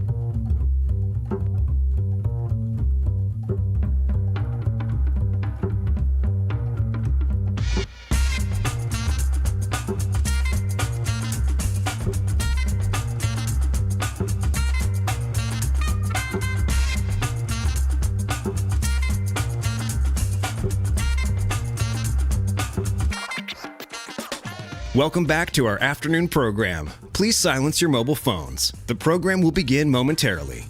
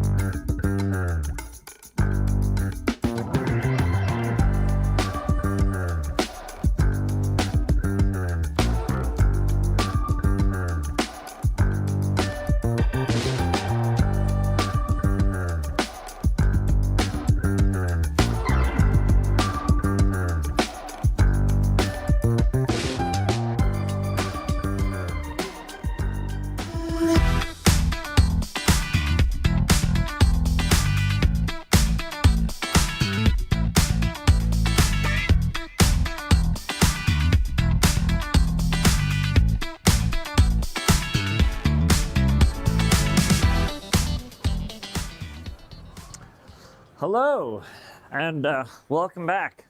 I'm Bill Platt, COO for Alchemy. This session will be the on-chain infrastructure new settlement rail. With me today, two very esteemed guests. Let me introduce them. Eric Czarniecki, co-founder and head of network strategy at Digital Asset, the creator of the Canton Network. In his role, Eric helped shape the strategic direction of the network. Eric has been involved in crypto since its earliest days, first discovering Bitcoin in 2009. Before co-founding Digital Asset, he co-founded Cumberland Mining, which grew into one of the largest liquidity providers in the crypto market. And Eric, if I understand correctly, you started Cumberland with one of the original Bitcoin pizza transaction guys? Yeah. My co-founder was the second pizza transaction. A lot of people know Laszlo did it once, but a lot don't know that he did it 3 times. So Amazing. Yeah. Amazing. And our other guest today, Christian Rao. He leads MasterCard's global blockchain and digital asset strategy, coordinating partnerships with fintech and financial institution customers to deploy digital payment infrastructure at scale.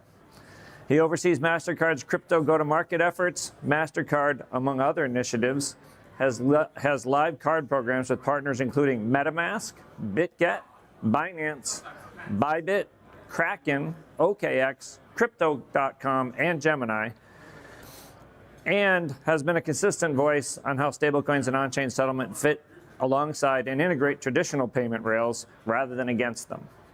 He joined MasterCard in 2012, has held senior roles across product, market management, and digital commercialization. And Christian, I have to ask you a question. What TV series collection did you buy for 3 Bitcoin?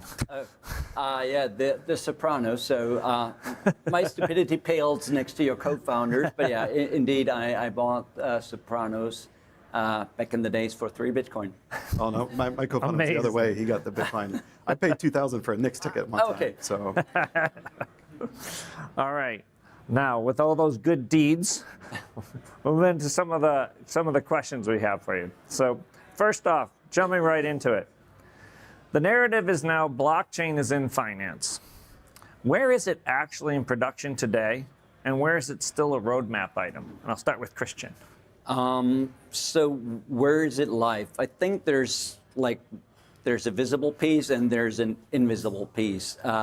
So the visible piece, you spoke to the programs that we work with on using cards to spend all sorts of digital assets, be it stable coins or crypto, spending that crypto, collateralizing this. So there's various forms. And this is very much live today. And then there's also the settlement layer, and I think it's going to be part of the conversation today, where we see that while we as an industry do a very good job at faking real-time payments, when I tap my card or phone, it says, payment successful, transaction made, only then the machine starts working. Right. And it feels very sort of almost outdated that we still need that in a world where essentially I have everything on my smartphone real time, but payment underneath the hood very much is not. So I think that is the reality of what is there today. By MasterCard standards, it is still relatively, and that's where it is not, or what's the roadmap. So it is still relatively small in terms of, if you look at global payment networks, and I know that in stablecoins there's huge transaction volume, but we look at typical, consumer to merchant or B2B payment. So there it is still in its infancy. That's how we look at it. Great. Eric, thoughts? Yeah, I'll play off that. Actually, the thing that's still kind of ahead of us and isn't on chain is money. I think a lot of people think about stablecoins as being money on chain, but really an abstraction for treasuries and reverse repo markets. Yeah, I think that we have more securities on chain. In the Canton network, we do things like hundreds of billions of dollars of repo on a daily basis through the Broadridge distributed ledger repo platform.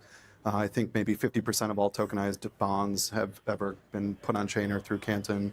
We have life insurance, we have pari-mutuel betting pools, we have some very interesting things. But I'd say that the real missing component has been like a really credible bank product cash leg, not just a stable coin. And that's going to start to drive a lot more value, utility, and composability around the network. But securities were an easier lift, I would say, to begin with. Great. Thank you. Another question. On-chain infrastructure built for retail crypto and on-chain infrastructure built for institutional finance. They're fundamentally different. What does the institutional version actually require? Eric? Actually, I disagree with the premise. I think they're the same. It's a difference in your go-to-market motion, and I think that what's extremely, I actually completely agree with the Solana team. They get flamed for this a lot, but I actually think that the retail ecosystem is a really great proving ground. So the meme coin trading and things like that are a really strong way to get very fast iterations on the quality of the network and prove out the value prop and teach you a lot of hard lessons learned and all that sort of stuff before the massive scale of institutional markets come. We came to market the other way around. We started with the requirements of the large institutions and built for some very, very nuanced and specific needs that they have. But we're pushing out towards retail and then starting to use more of the DeFi and crypto native stuff as that type of tactic to improve this overall network footprint and network behavior and wallet ecosystem. But from an institutional perspective, there are a few things that are non-negotiable. Privacy is a non-negotiable. You might be willing to make your own principal activity information to the public, but you're not going to make your customers' activity without their agreement public information. So privacy has been really the hallmark of our design for over a decade now. The other is there's some very subtle ones around control. So the idea of I've issued an asset and a pool of pseudonymous validators control my asset doesn't actually fly. You can't meet certain SLAs, you can't meet certain requirements, you can't make certain guarantees, and in many ways that interferes with securities laws around UCC and title perfection, and is this collateral really mine? And like what just happened in some of these DeFi hacks, the chain coming in and undoing certain transfers interferes with that concept of what does it mean to actually control this asset. So there's some very important and subtle control requirements that you don't get when you outsource it to a pool of pseudonymous third-party validators. And there's a lot more that goes into it. But the holy grail really is composability. And so any chain that doesn't give you global composability with those constraints of control and privacy, they're very interesting up to a limit, but they will never actually really capture the global scale of capital markets. Great. I love that you disagree with the premise of the question, too. No, it's important. I love it. Thoughts, Christian, on what does the institutional version actually require? I mean, for us, I think we've been doing payments for 60 years, right? And I think the core principle stays very much the same, right? It needs to be safe, simple, secure. There needs to be optionality and choice, right? Some people back in the days want to pay with a card directly. Some people choose to use their card, get money, give that money to the merchant, right? So we don't have a view.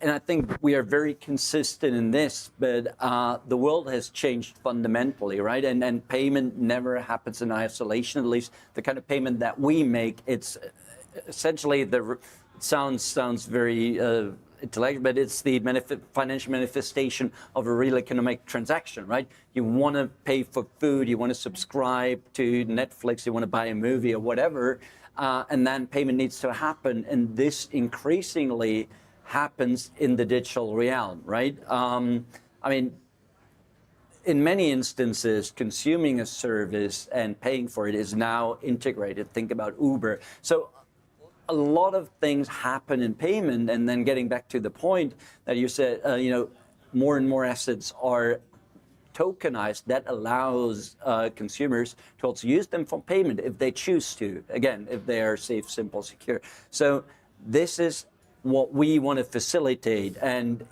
we see that the next generation of financial service providers say, okay, everything should be on chain because it's faster, it's more efficient, can be more transparent, in different nuances. And again, as long as it's safe, simple, secure, and that gets me back to our paradigm, as long as we can guarantee these check boxes, we want to be able to offer that to consumer and businesses around the world. Awesome, thank you. Another word very popular right now, interoperability. Everyone uses it, no one's really solved it. Where does the industry stand on making different chains, different protocols, different asset classes actually work together? Christian? I would say we solve for a bit of that interoperability because we believe that the consumer to merchant interaction or B2B interaction, we have a very good solution for that. I still think that a debit or credit card on my iPhone for me is like the pinnacle of user experience. So, and we have 3.8 billion cards out there, 100 million plus acceptance locations, and we use that when we work with digital asset players. But we put stable coins and digital assets in the background. So I would say that on interoperability, we use our network today in a very efficient manner. And if Eric and I went to the same merchant and I used my HSBC card to pay something and he used his Kraken or whatever card, the person behind the cashier wouldn't be aware and they shouldn't care. They will be settled in whatever, US dollars here. So that for us is a key element of interoperability, offering access to our global network in a very efficient manner. And then, of course, you have all these questions when you go more into the digital asset native space, where we try again to offer a lot of optionality and choice. And my personal belief is that the industry will still need to solve for a lot of interoperability issues and liquidity and so on and so forth. But that is typically not what is at the forefront of our value propositions. Okay. Eric, any thoughts on how to make different chains, different protocols, et cetera, work together? Yeah, get rid of most of them. I think that, a fairly spicy take, but I think that we end in some terminal state where there's one or two, and I always put Bitcoin aside as its own special beast. But, that's always been the arc of technology adoption in just about every other capital markets ecosystem. Now, I think we'll have more before we have less in the near term, so I don't really know what the path to consolidation looks like. But you don't take my word for it. Vitalik's been pretty open about how cross-chain interoperability is not really a solvable problem. We've been trying to solve it in computer science outside of blockchains for decades. It's not a solvable problem. You have to be within the same protocol to get actual composable interoperability. And often the weak point in these ecosystems is when you're moving across them and you're changing that trust model through that point. And it's very topical right now. I'm not trying to in any way bug shame. These things happen. But the bridge has been a consistent pain point, and the ultimate destination is that there'll be a very, very limited space of winners. Yeah, I will say from my experience, having been through a few different eras of computing, the protocols expand, and then eventually they contract, usually to a couple well standardized versions at some point. Yeah. We just happen to be in a very expansive period right Yeah, now. yeah, because the experimentation is extremely valuable. Yeah. Right? Like when you see the different approaches that people take and the different problems that they're trying to solve and what gets purchased and what doesn't and what gets used and what doesn't, that's all extremely valuable. I think it's too early to say that we know definitively what is going to be the outcome of what's going on right now. I think stablecoin is an identical sort of thing, or maybe just cash on ledger, generically speaking. We're going to have many more issuers and flavors and variants and combinations thereof before we have less. But I even today, money in your bank is called dollars, even though it's private commercial bank money, and you have different counterparty risks. Like to the average consumer, we think of this as all being one type of money, which isn't technically true. But I still think we'll get a similar sort of arc of more before less in the cash on ledger space. Yeah, it's interesting you brought up stablecoins. This is a subject that's pretty hot as well. So it seems to have gone from fringe to boardroom conversation recently. And, in your mind, I'll start with Eric, what changed? Was it the technology, the regulation, just the market finally deciding it's good? Well, I think that regulation had a lot to do with it because this is still a problem today, but I think people see that there might be a light at the end of the tunnel, is that it's not really treated on your balance sheet like cash.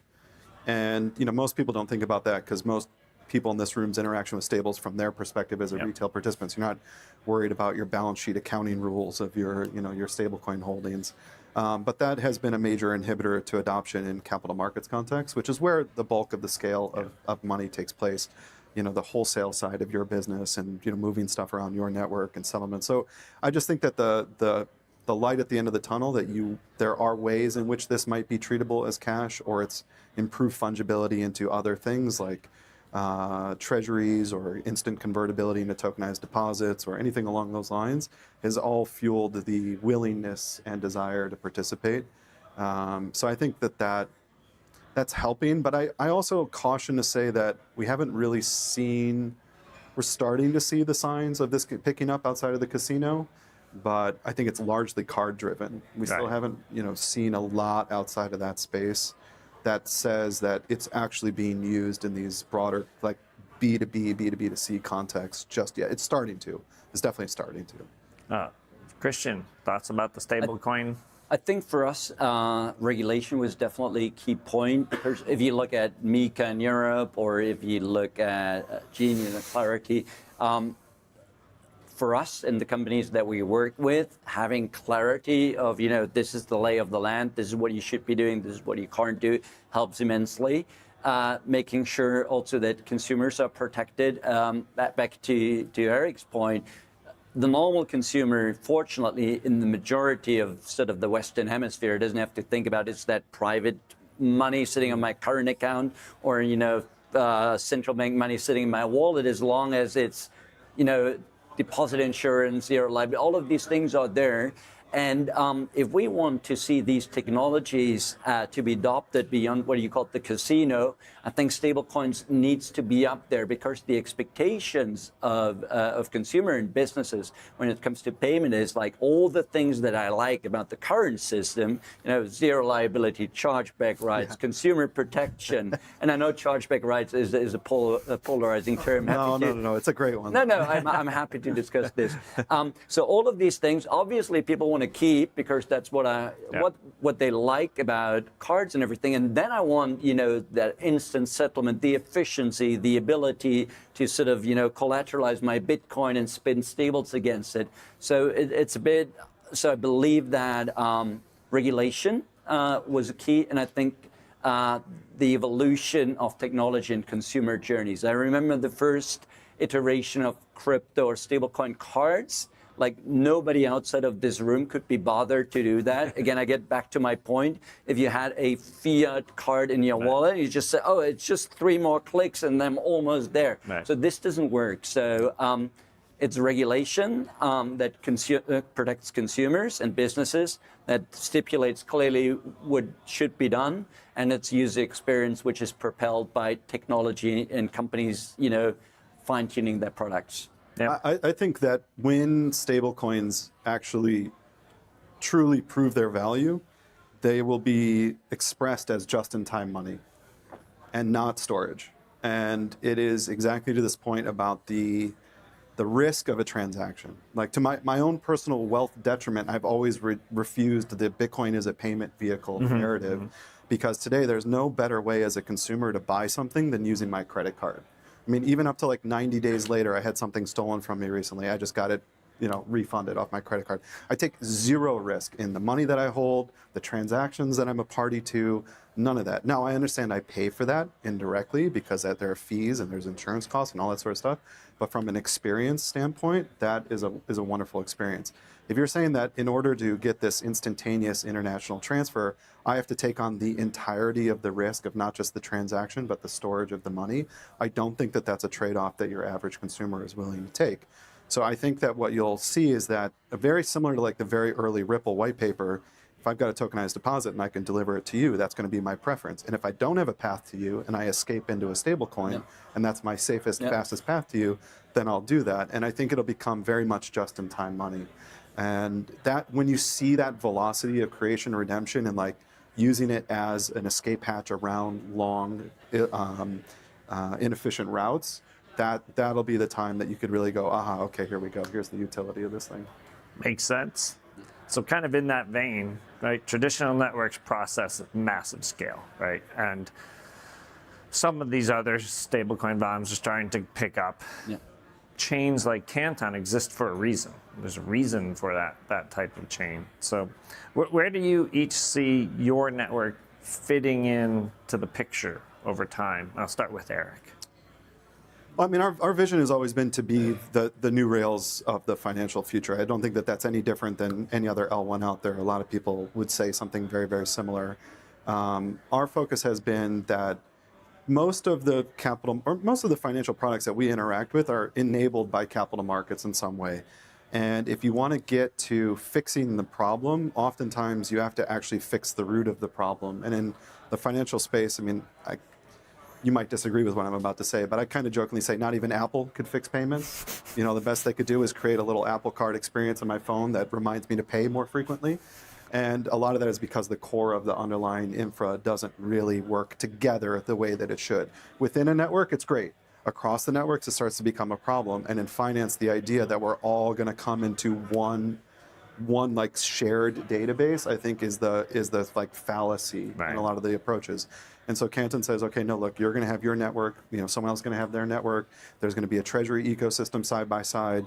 But the prize is when all these things work together as if they're on the same database. And then that'll allow you to go pre-position treasuries instead of cash. And then your, like pre-funding is now suddenly a yield-bearing opportunity, or just-in-time cash like we just described. That relies upon a spot treasury and repo market that's 24/7 at any size. So you can't think about just payments in a bubble. You have to think about money movement in combination with capital markets. And so Canton is really about how do we onboard the totality of capital markets, whether that's wholesale, B2B2C, or retail payments, and that we can guarantee that that's all composable together with the right data permissioning and data controls that you need in order to provide that service at scale. So it's a grandiose mission. It's crazy, but if we want to actually change the way that finance works, we need to move away from messaging, and we need to move away from reconciliation, because that's our current distributed ledger protocol. And we need to upgrade that to something that is shared state and has a much, much lower latency to finality and synchronization. Great. Christian, thoughts about how your network fits in? And before I answer, I like the Apple Pay analogy, actually, because the Apple Card is MasterCard. And also, so that's the good thing. I have one. But the other thing is, and I'm serious about that, Apple, I mean, for sure their money ideas, how mobile payment can work back 15 years back. And they also said for various reasons, cards are not so bad, so why don't we provide a digital wallet or a digital container to use that? And together with them, we tokenized cards, not in the way we blockchain tokenized cards, but creating digital aliases, so to say, which really is, I think, a phenomenal concept to date still. Back to the question, where do I see MasterCard? So I would say we stay very much true to what we've been doing. It's facilitating safe, simple, secure payments. And 40 years back, it was the imprinter, and that was MexStripe, and today it's going to be, or today it's mobile payment, but the settlement is still sort of, in very much sort of traditional fiat rails.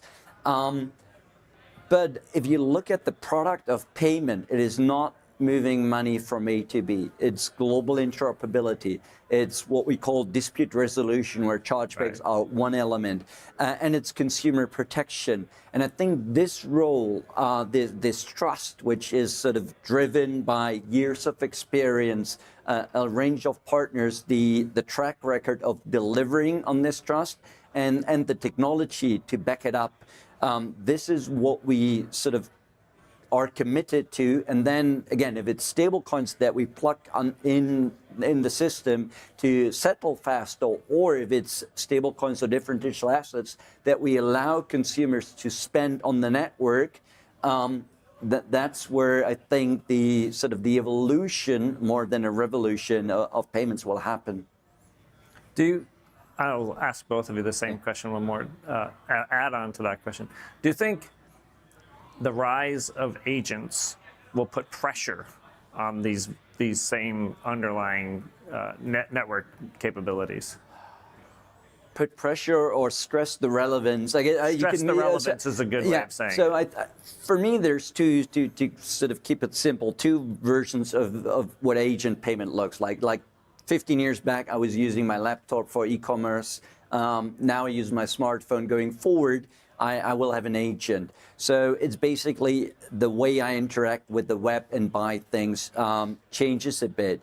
What we would call verifiable intent. Did Christian really tell his agent, I want to buy these shoes? Am I really willing to pay $200? Is the agent, authorized to make this transaction? I think this sort of trust, interoperability, verifiable intent, all of these things become more and more relevant, if anything.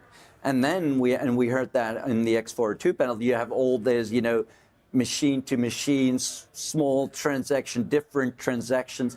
And again, also there, standards, interoperability, the ability to use cards or other funding sources to power these transactions.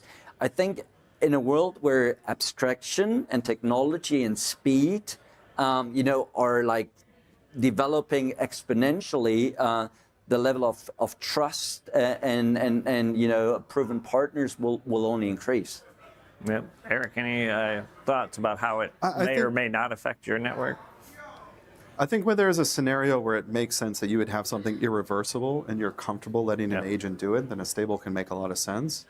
I don't know what that scenario is yet, and I don't, and as a the entity setting this agent forward to go do something, you're going to tell it what it, like here, I'm going to pre-allocate some money for you to do that. And, I already have unreliable, non-deterministic agents in my life. They're called my kids, and I've got prepaid debit cards, and I could give it to them already, and it works in a pretty existing network pretty well. So I think that this kind of narrative around, stable coins are for agents is maybe a little overdone. I'm happy to be proven wrong at some point. But I think that, again, this concept of like paying people and understanding how to take the risk of the transaction into like a dispute opportunity and all of that, I think is just a tremendous amount of value that people overlook because they don't dispute every transaction, right? But it is a very important part of the payment system. And I'm not so confident that irreversible transactions are the norm. Mm-hmm. So I still think that over time you'll see stablecoins become more B2B infrastructure than peer-to-peer infrastructure. Of course, it started as peer-to-peer infrastructure, but I think that it will work its way down the stack over time. And maybe like a silly example of this is if you can imagine a country where you have a bunch of commercial banks that don't have a very reliable central bank system, and they wanted to accept each other's tokenized deposits, and they wanted to build their own alternative clearing system outside the central bank. Well, they could settle every hour using a risk-neutral stablecoin. Right. And that, to me, would be a pretty compelling story. Like, okay, I'm Bank A, I'll give you my tokenized deposit, and all of our customers' tokenized deposits are fungible, and every hour or at some risk limit, we'll extinguish this using a stable instead of going to the central bank. because the central bank might be too slow or not give us the composability that we want, or whatever. Pick your poison.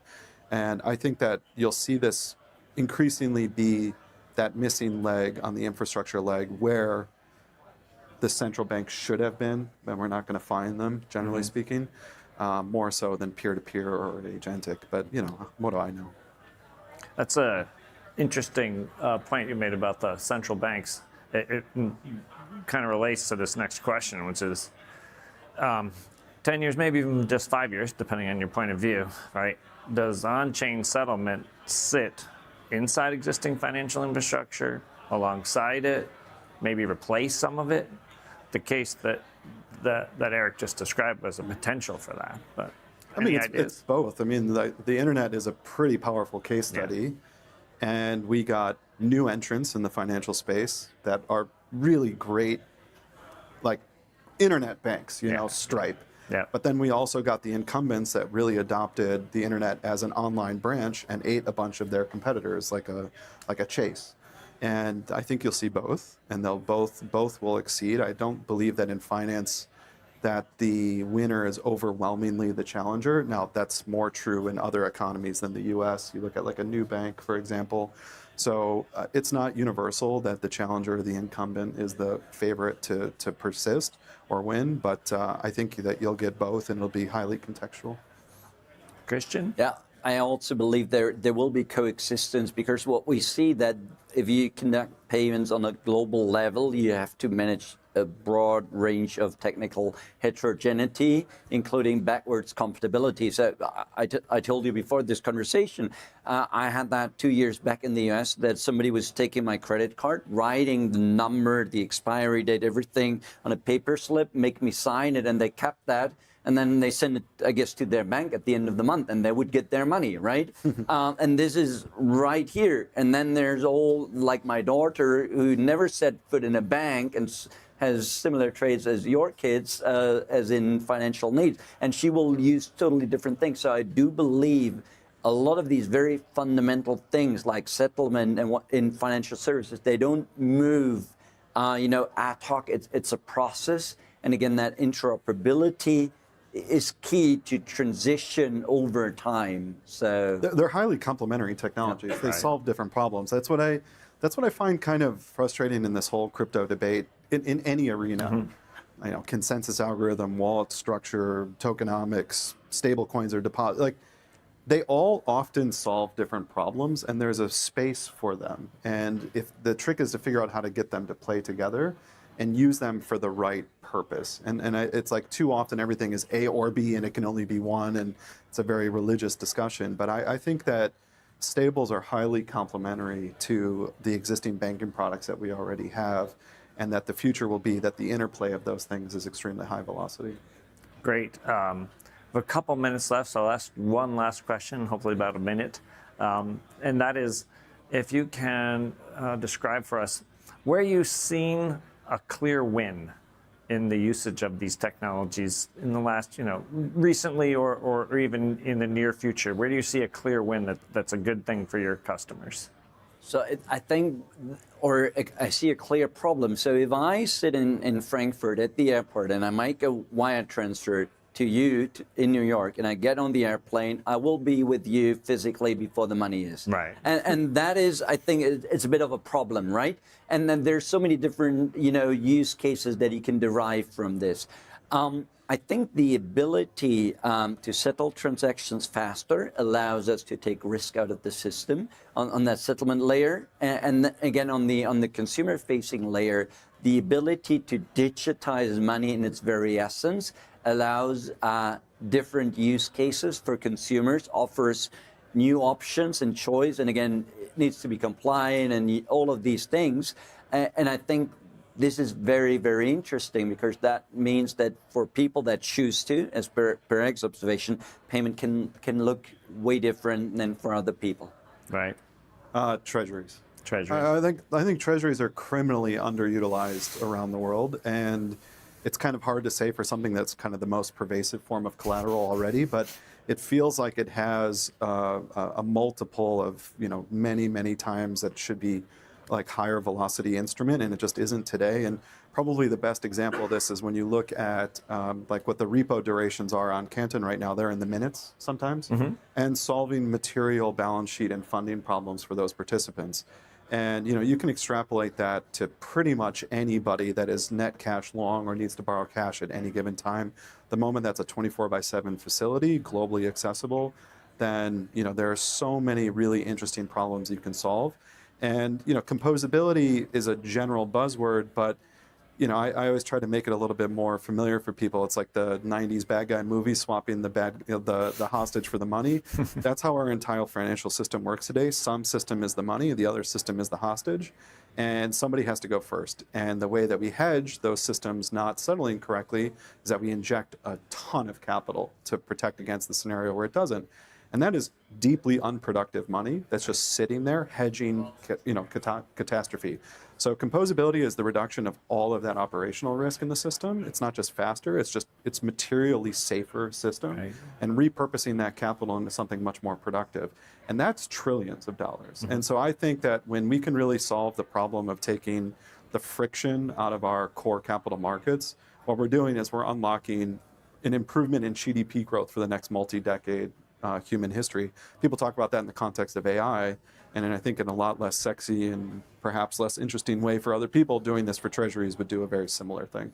I personally find that what you both said about speeding it up, but also about making it a far more ubiquitous capability for taking advantage of the money that exists, that is exactly why I really want to do what we do in our industry. It's really making that difference. So that's very inspiring. I can't unsee this one tweet that says, come to DeFi where your yields are consistently worse than SOFR and you lose 100% of your money once a year. And like for me, this is just screaming out for broader, better access and fungibility to treasuries. Right, and it can be done. Yes. So thank you all very much. Thank you to our guests. Really appreciate your time. Very inspiring. And now, for the long view, our friend Joe is going to sit down with one of the most accurate long-term bettors in crypto. We would like to welcome to the stage Joe Lau and Dan Moorhead, founder and managing partner of Pantera Capital. Thank you.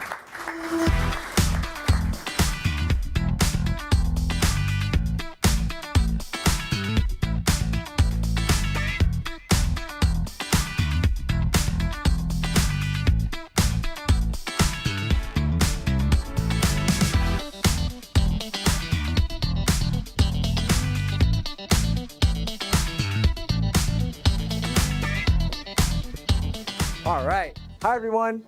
Joined on stage by Dan Moorhead, founder of Pantera Capital. Thanks for making it, Dan. So Dan is one of the most respected figures in macro investing. He's an OG in crypto before it was even called crypto. It was just called Bitcoin at the time. So Dan started Pantera Capital in 2003 as a global macro hedge fund. He bought Bitcoin at $65 in 2013. Let that sink in for a little bit. And he built Pantera into one of the most respected institutional crypto funds in the world. You guys manage over $4 billion in capital today. You've returned multiple billions to investors. The Pantera Bitcoin fund alone has returned over 132,000% since inception. Yeah, these are some big numbers.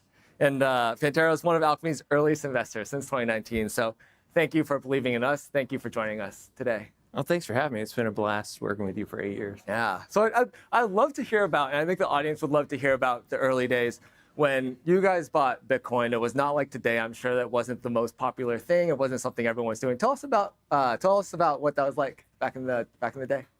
Yeah, so I got introduced to Bitcoin in 2011, and I'm a bit of a libertarian sense, and so I was like, this would be great, but I didn't do anything about it.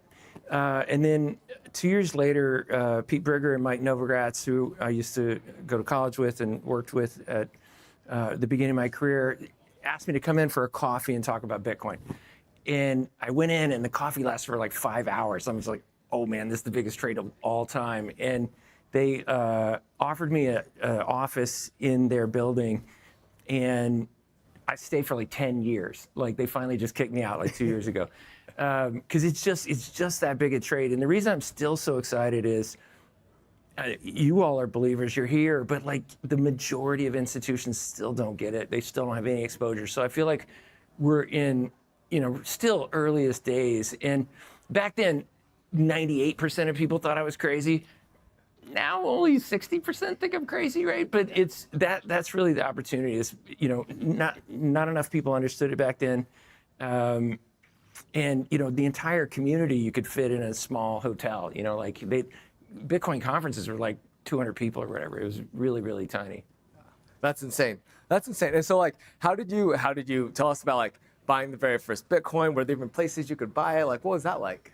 Yeah, so all the exchanges you know now didn't really exist, and a lot of it was just calling up people and doing trades on a phone, and Bitcoin it's been super volatile. It still is, and in just the first like 3-4 months, I was studying it and preparing to set up what's now Pantera's Bitcoin fund and Pantera's venture funds and all that.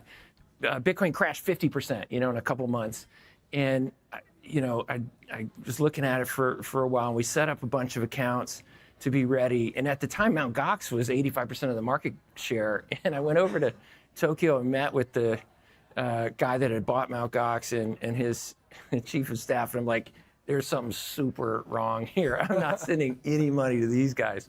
And so 85% was trading in an exchange that seemed to be something bad going on.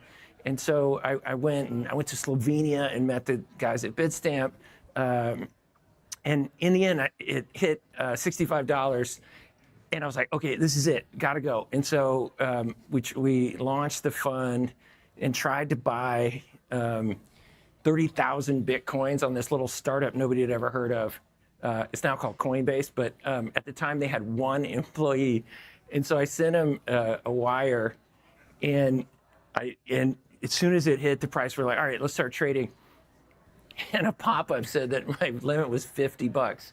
And not like in Wall Street where bucks sometimes mean millions. It was like one Ulysses S. Grant. And I'm like, oh no, and that's why I sent this email in all caps. I sent you $2 million. I'm trying to buy Bitcoins. And their one employee, a guy named Olaf, wrote back and said, okay, your limit's $300. And I'd still be trading if that were the point. And the perspective is, now it's like 50 billion a day in Bitcoin. And, back then it was so hard to do anything, so difficult. There was no custodians. I had 2% of the world's Bitcoins in my head, which is not probably the smart thing to do. All those things, all the stuff we all take for granted now, like custodians and everything else, just didn't exist. So it was super primitive. Yeah. Wow. That's crazy to imagine because we've come so far since then. But I think a lot of what's gotten us that far is capital coming in and interest, and then that funds development, it funds users, it drives attention back to the protocols and the platforms that we're all building. So I feel like so much of those early days is really because of people like you pushing the space forward. So like I know you have this macro thesis, right? And crypto and Bitcoin fit into that. Today, your guys' data you shared with me, it suggests that AI is actually roughly overbought, like 33% overbought. Crypto is probably oversold by about the same amount. These are two assets you guys see as opposite sides of the same question. So when you think about crypto as a macro trade, how does AI fit into that framing? And how do you think about these two assets and these two industries and how they're priced against each other right now? Yeah, so it is important. AI and blockchain have been connected since I started in this space in 2013. A bunch of really strong early blockchain people are also super big on AI, and they're converging now. We've done half a dozen investments in projects that are the intersection of AI and crypto. So they're definitely really connected. They share one thing in common is they both are going to change the world, and so anything that's that important is susceptible to hype, right? And so things get overhyped, and then they, fear takes over and they crash. And I did go on TV a month or so ago and say that I think, because I talked to a lot of institutional investors, and they just look at these AI rounds and they're like, I don't know if I could pull the trigger on those. The valuations are so high. And it's just my intuition that although AI is very important, it's going to go up big time over the long haul, it seems to be pretty fully priced right now. And we have an index of 10 of the top AI companies, both private and public. And that is trading at 33% over its log trend of the last 4 years. And then we've long graphed Bitcoin versus its log trend, and it's 50. It got to 50%. It's 43% cheap to its trend, and that's the biggest divergence we've seen in history of AI being very fully valued, maybe overvalued, and then crypto I think is incredibly cheap relative to its thing. So as an investor, you're always trying to time things, and it seems like crypto is a good investment today, especially relative to AI. Yeah, and that's so interesting. Like in that lens, it feels like there's been a lot of tailwinds in crypto recently. There's the administration, there's things like the Genius regulatory clarity coming out more and more. A lot of the use cases that we talked about today on some of these panels. Where do you think we are in the cycle? Because there's all these use cases, but prices are still down. You know, they fluctuate, like you said. There's hype, and then there's whatever the opposite of hype is. Like, how do you think about where we are today? Yeah, so the 4-year cycle is real. And when I started trading professionally in 2013, you know, people mentioned it, and I was like, oh, I went to school when the efficient markets theory was like doctrine, and everything was always, if you knew it was going to happen, it had to be priced in. It's not. The cycle is incredibly strong. Every 4 years, they cut the number of Bitcoin that are distributed, and so if you cut the supply of something and the demand's the same, it goes up. It really does it every time. And we've been doing this. This is our 4th 4-year cycle, and we make predictions at the beginning of the cycle. And about 3 years ago, when Bitcoin was in like 20,000 or something like that, we said that it would peak at $117,542 on August 11th, 2025. And it did that day, which is super freaky. And we were on a call with a bunch of our investors, and one of them said, hey, you know, that's just an amazing call, congrats and everything. But doesn't that mean it's going to go down tomorrow? And I'm like, no, this time's different. You know, the election, the regulatory thing, everything's different this time. Unfortunately, it did go down about a week or two later. And in the last 3 cycles, the up cycle has been, I think it's 1,080 days with a standard deviation of only 20 days. And the down cycle is 380 days with a standard deviation of 9 days. So like each cycle is so close. And the future doesn't have to be predicted by the past, but like it's happened 4 times. So if that's all true, we're probably in a kind of bear market until January of next year. And you know, that might be true. And the thing that we had thought is, oh, you know, the election's such a big deal. The regulatory thing in the U.S. is so important that might overwhelm it. And again, you know, I guess the cycles really do impact. And so I think we're kind of in the middle of the unfortunate, you know, crypto winter. But again, mega bullish long term. And anyone that's held Bitcoin for 4 years has made money, which is nothing I've ever seen in any other asset class. So, you know, if you can size your trade and hold it, you know, for a venture style period, you're probably going to do really well. And so zooming out past crypto to more of kind of like more of a macro view, there's a lot going on in the world today, right? We're in like one of the most fragmented macro environments of all time. There's geopolitical volatility, oil prices are up, and then now for the first time we have like 24/7 markets where people can, you know, bet on outcomes and predict what they think the future holds. What does crypto mean in that world? Like, how does it become the inevitable trade? What does debasement mean there that we're seeing in different currencies? Like, in that picture, how do you think about crypto as a whole? Yeah, so you know, crypto does so many different things, but one of the things it's good at is storing wealth and protecting you from debasement of currency. And if you do zoom out, you know, for a long time, wealth storage and currency was gold, right? It was finite. There's just the same amount of it on this planet. Like you can't make any more of it. And then governments realized that, you know, they could issue pieces of paper that were backed by, you know, physical gold. So they did that for a long time. And then they realized, wow, it's just more fun to print even more pieces of paper than we actually have gold to back it up. And so the era of paper money came in, and 2/3 of the world's surface is covered by trees, right? So you have no constraint on the amount of paper money people can print. And it's, ruined lots of countries. The US has had 8% inflation just like a few years ago, right? Like it hasn't ruined the United States, but it's been very tough on people's savings. And so I think the paper money era is really kind of coming to an end. And when you think about, and it's relatively new too, right? Like I think people who, our age, born recently, all we've known is paper money, but it's actually like a relatively new thing, right? If you look at yeah. So for thousands of years, it was gold, and then we had a period where it was pieces of paper backed by gold, and then in the last century, they started printing more pieces of paper than there are pieces of gold. A great example would be the oldest currency on Earth is the British pound sterling. And as the name implies, it used to be exchangeable for a pound of sterling silver. They have printed so many pieces of paper pound sterling that it takes 340 pieces of paper pound sterling to buy a pound of sterling silver, right?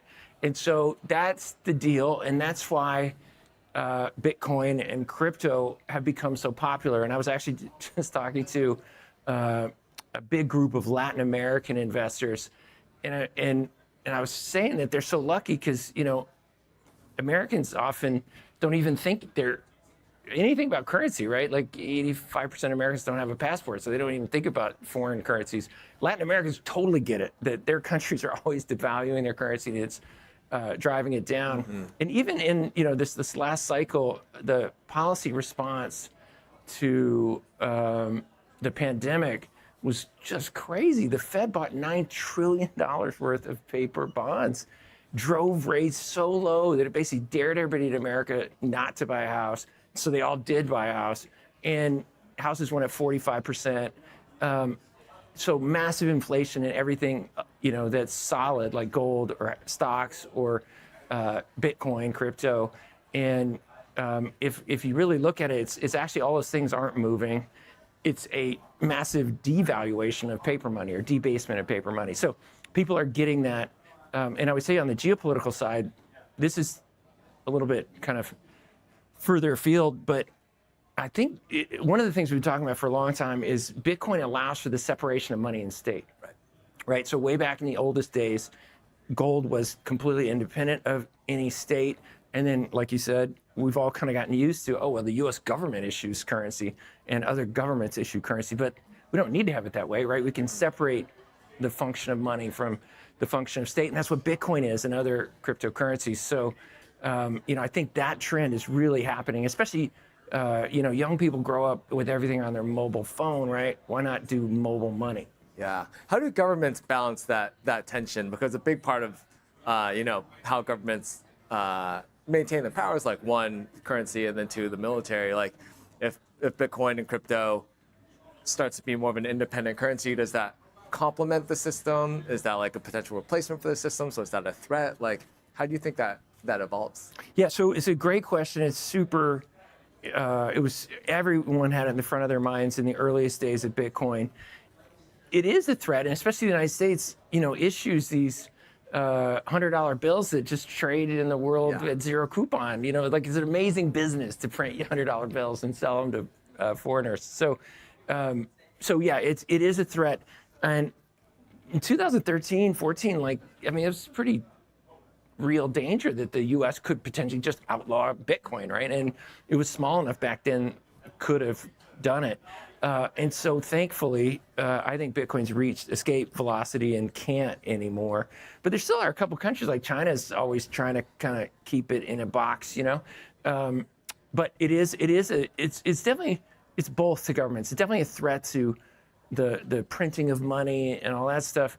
But ultimately, I think crypto should help with tax collection and all kinds of things that are good for governments. And even the U.S. is one of the largest holders of Bitcoin, right? The U.S. government owns 1% of the world's Bitcoins, right? So it's even great for law enforcement. And obviously governments are very pro law enforcement, so Bitcoin's good, and they own it. Yeah. And then something that's really interesting is stable coins, right? Because Bitcoin is this independent, currency and can be used in a lot of different ways. But then stable coins arguably are, extending maybe like the predominance of the US dollar. And it extends the ability of people around the world to buy the US dollar. So like, I'm curious, there's over, 300 billion in tokenized assets. We had some folks on a panel earlier talking about that. Every major bank, custodian, asset manager, like we've all heard a lot about their tokenization strategies. What are you seeing in the stablecoin world? Like what's the demand for stablecoins like relative to where you guys expected it? No, it's a great question. Satoshi invented something really amazing that you can transmit value, anybody on earth with a smartphone, pretty much free, pretty much real time. All those things are amazing, but it's pretty volatile, right? And so for, we're speculators and we think more people are gonna use Bitcoin and crypto, so we like to be long it because we like volatility. But like, if you're a migrant and you're just trying to get money back to your mom, like, volatility is not a good thing. And so, stablecoins have really been around about 10 years more now, actually. Tether was, 2014, maybe 15. So they've been around for a long time, and it is a great idea, right? You're taking all the kind of the beauty of what Satoshi built, but you're just taking out the volatility. And so stablecoins are incredibly useful, and they are growing very quickly now. Stablecoins are about 400 billion now in issuance. Collectively, they'd be the 13th largest holder of treasuries on earth, right? Wow. Like they're getting pretty big. The only thing I would say though is there's 17 trillion of bank deposits in America and lots more in the rest of the world. So stablecoins could easily grow, 20x from here and still not be too big yet or whatever. And so stablecoins are a massively important thing. And so your point about the US, 99.6% they're backed by US dollars, right? And I would say that the new administration in the US got that this is so good for America, right? Stablecoins are pumping our deficit out to anybody on earth with a smartphone, right? That if you're trying to run a $2 trillion deficit in the United States, a great thing is to be pro stablecoin. And so I think it is really good that America is, doing stablecoin legislation, and we're encouraging it because it's helping, make the U.S. dollar more important than it would be otherwise. It's mitigating, the impact of other currencies, and there are, there's 4 billion people with a smartphone, and only 1 billion of them have access to kind of a normal bank like you and I would think. The other 3 billion stablecoins is great, right? And so I think, it's a huge boon to, the global population. And then again, it's nice for the US because we're trying to pump a huge amount of debt out to people. And this is pumping debt out to them, at lower rates than the US could otherwise access. Yeah. Do you think crypto and the crypto industry, is it driven forward, do you think, by kind of like countries like the US with pretty mature financial systems, or is it more this global community you're talking about, which maybe doesn't have access to the same kind of financial infrastructure? Yeah, it's a great question, and honestly, that's what I love about blockchain. It's global. There's only 1 or 2 countries that kind of mess with it, but the other 200 countries allow it to kind of do whatever it needs to do. And hundreds of millions of people already use crypto. And again, like 2.5 billion people share photos on Facebook, right? Like Bitcoin's way more important than photo sharing. So in hot take, literally like less than 5 years, 1 billion people will be using it. And I think a couple billion in the not terribly distant future. And so it is going to have this huge impact on the world. And again, your question, developed countries versus developing countries, it's great for both, right?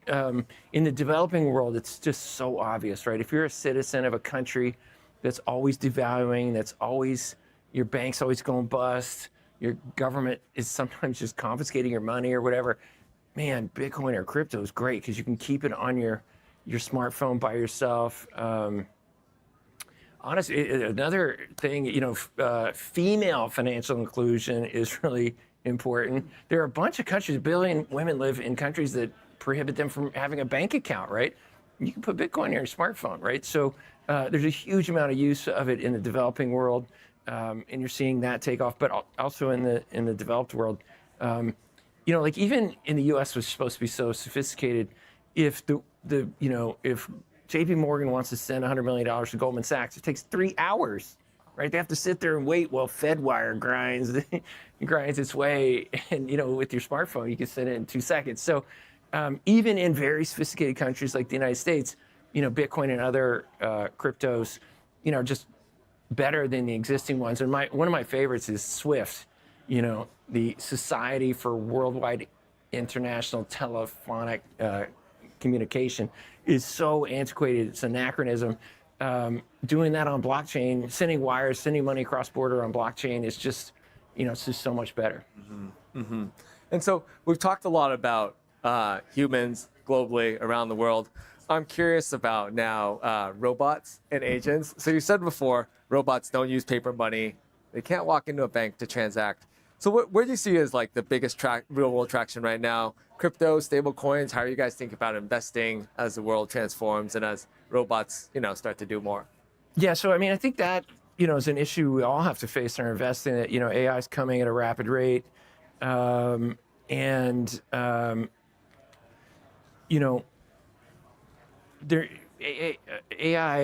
agents aren't going to walk down the street to a ionic column bank and get a bank account. They have to use digital money.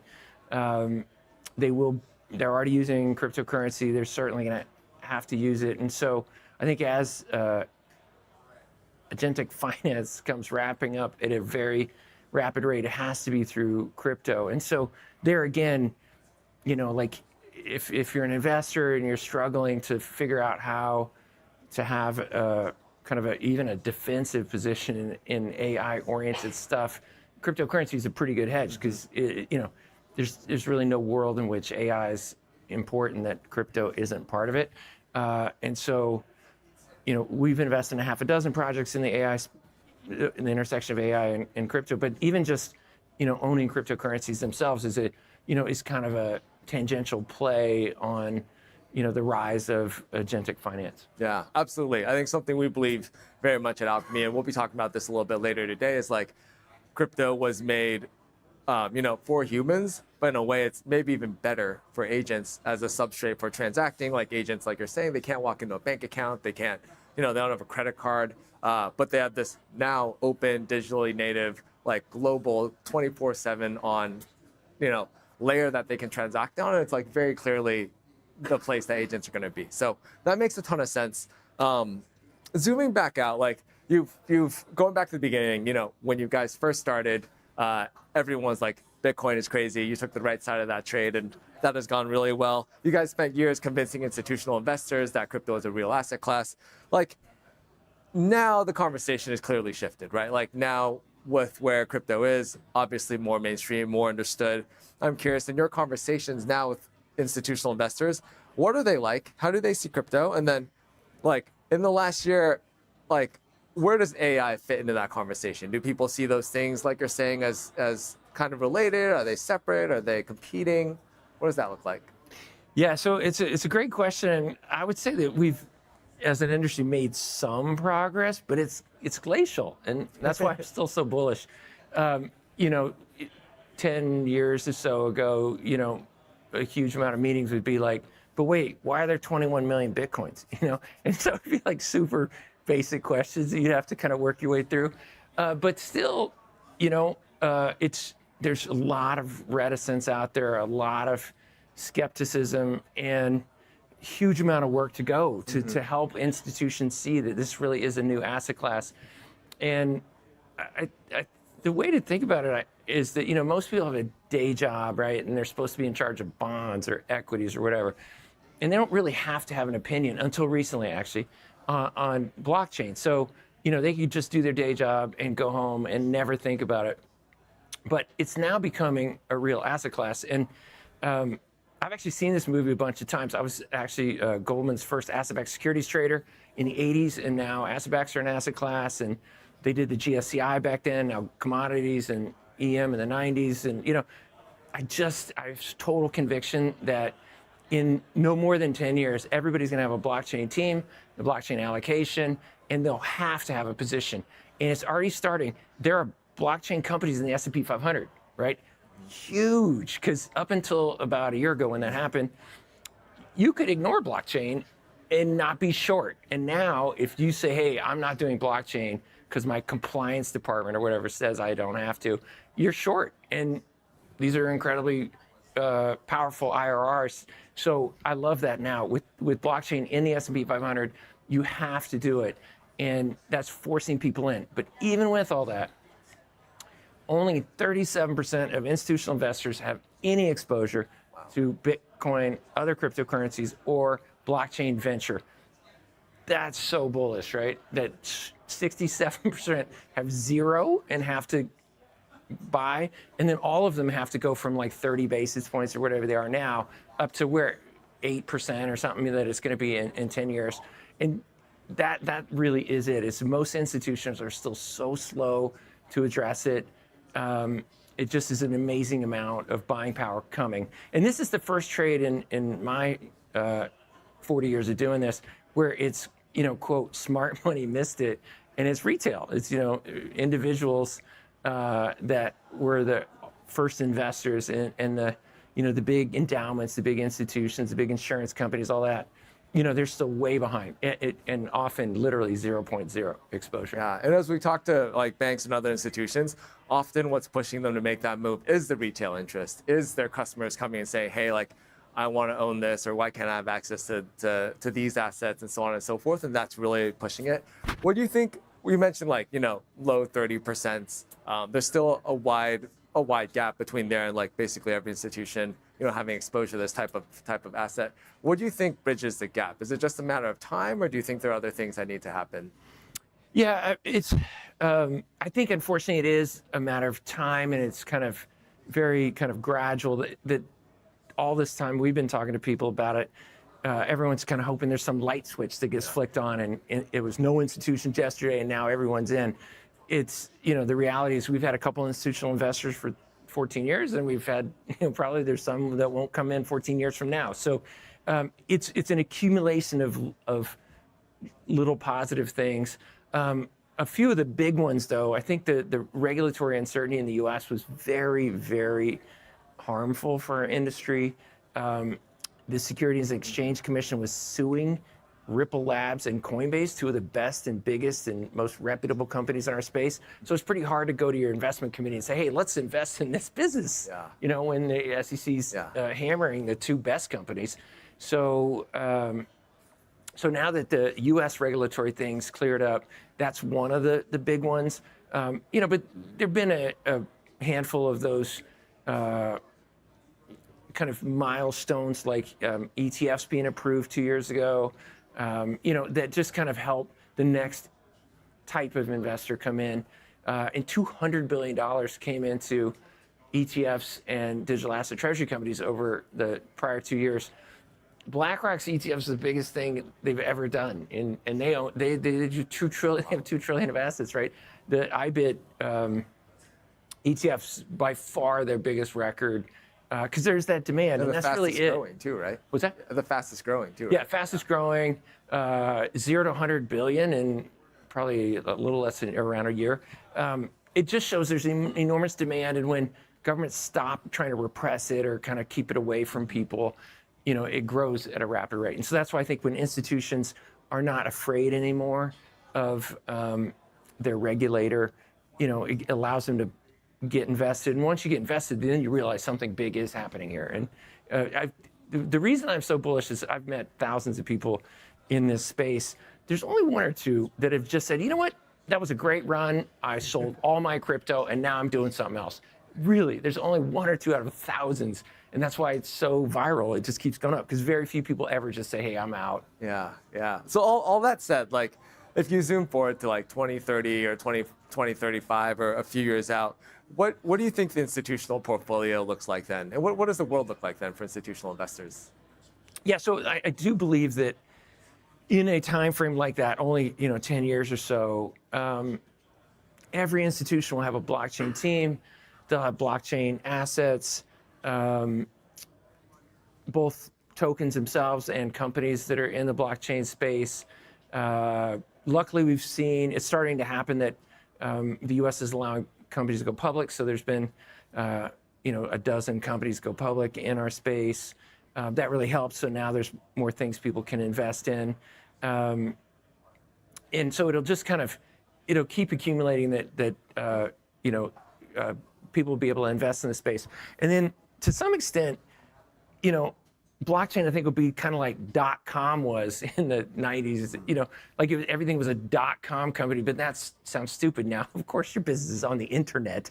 And so now everyone's like, oh, I'm a blockchain company. It's like, it's kind of cringy. Like, of course you're going to use blockchain, right? Mm-hmm. And so I think that's, in 10 years, people go, oh, of course, everything is on the blockchain. You could buy a stock on the blockchain. You could do this on the blockchain. So I think that's where we'll be. In 10 years, everyone will think, of course, it's obvious. Yeah. What are some of the? We've talked a lot about stable coins, tokenized assets, ability to access those assets from different parts of the market. What are the use cases that you're most excited about? Yeah, so the biggest single thing we're doing is the intersection of AI and blockchain. Obviously, it's just massive. There's 4 humans investing $650 billion in AI. I mean, that is a wild occurrence. Yeah. And so that's just sucking an enormous amount of resources that direction. So that's been big. We're still investing in a bunch of infrastructure plays like Alchemy that help him build out all the basics. It's still very early on that. And there's some consumer plays that are starting to work. Yeah. And so AI has been, really top of mind. It's been dominating the news cycle. We think about it a lot too, obviously important. But what's something that people are not talking about today? Would love to hear maybe a unconventional prediction or something that maybe people aren't talking about today. Well, I actually think the biggest kind of non-consensus view I hold is that within a time period like you're talking about, maybe 5 to at most 10 years, I think there's going to be massive strategic Bitcoin reserves. Mm-hmm. And I just think it's inevitable that it's coming. And it's this concept that I mentioned earlier, the separation of money and state, that the U.S. has a strategic Bitcoin reserve. I think in time, the U.S. will choose to grow that. There are countries that are aligned with the United States. They either have their currency pegged to the U.S. dollar, or they have kind of security alliance with the U.S., like some of the GCC countries that already own Bitcoin in a strategic way. I think they'll formalize that. And then this is the non-consent. And I think all those will get a lot bigger than most people think. The non-consensus part of this view is I think the countries that are antagonistic with the United States are going to buy a ton of Bitcoin. And that's countries like China and Russia. And I know, China spent a long time talking negatively about Bitcoin.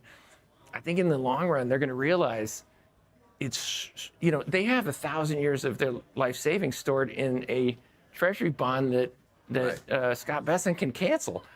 That's pretty risky, right? If I were them, I'd rather own Bitcoin. So I would say that if we look back 10 years from now, the kind of out of consensus view would be massive countries with massive stores of Bitcoin. And as we've seen, it's like the Econ 101 supply and demand graph. If you shift the demand curve, the price has to go way up. And I think that's the kind of out of consensus surprise. When do you think a shift like that might happen? I know it's always hard to tell, but the incentives are there, like you're saying. So how do you think something like that plays out? Yeah, so I will admit that I've been talking about money and state separating for a decade.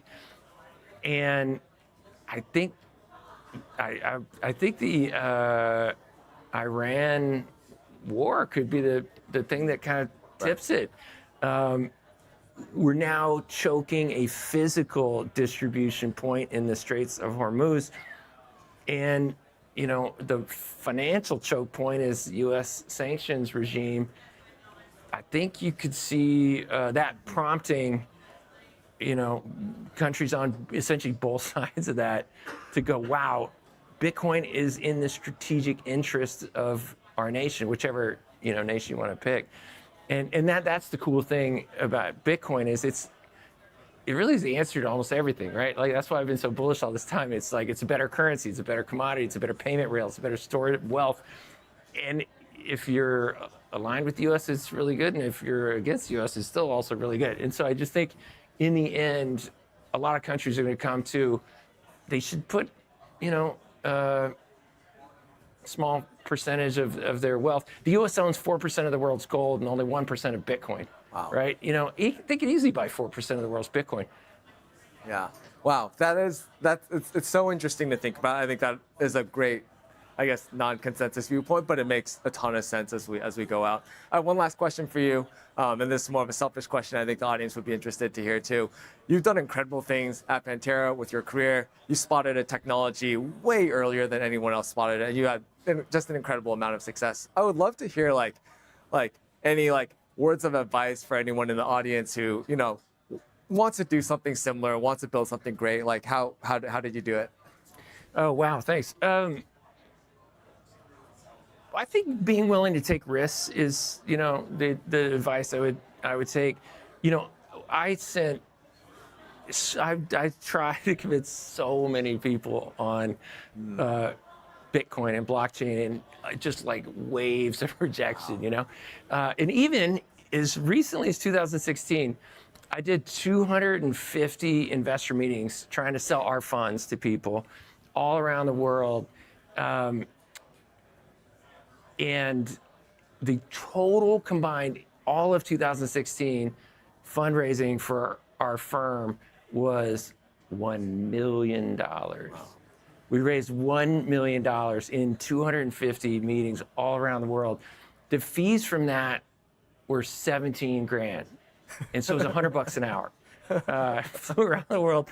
And that's just how hard it is to convince people on something new. And so the answer to your question is, if you have conviction, just go for it. And people might think you're crazy for a while, but you got to keep at it. That's so inspiring to hear. Dan, well, thank you so much for joining us. This was awesome. I hope everyone enjoyed that conversation. I think this brings us to our last panel. Nikhil will be up with our final guest, Shane Copland, CEO of Polymarket. And for now, please give us a big round of applause for Dan. Thank you.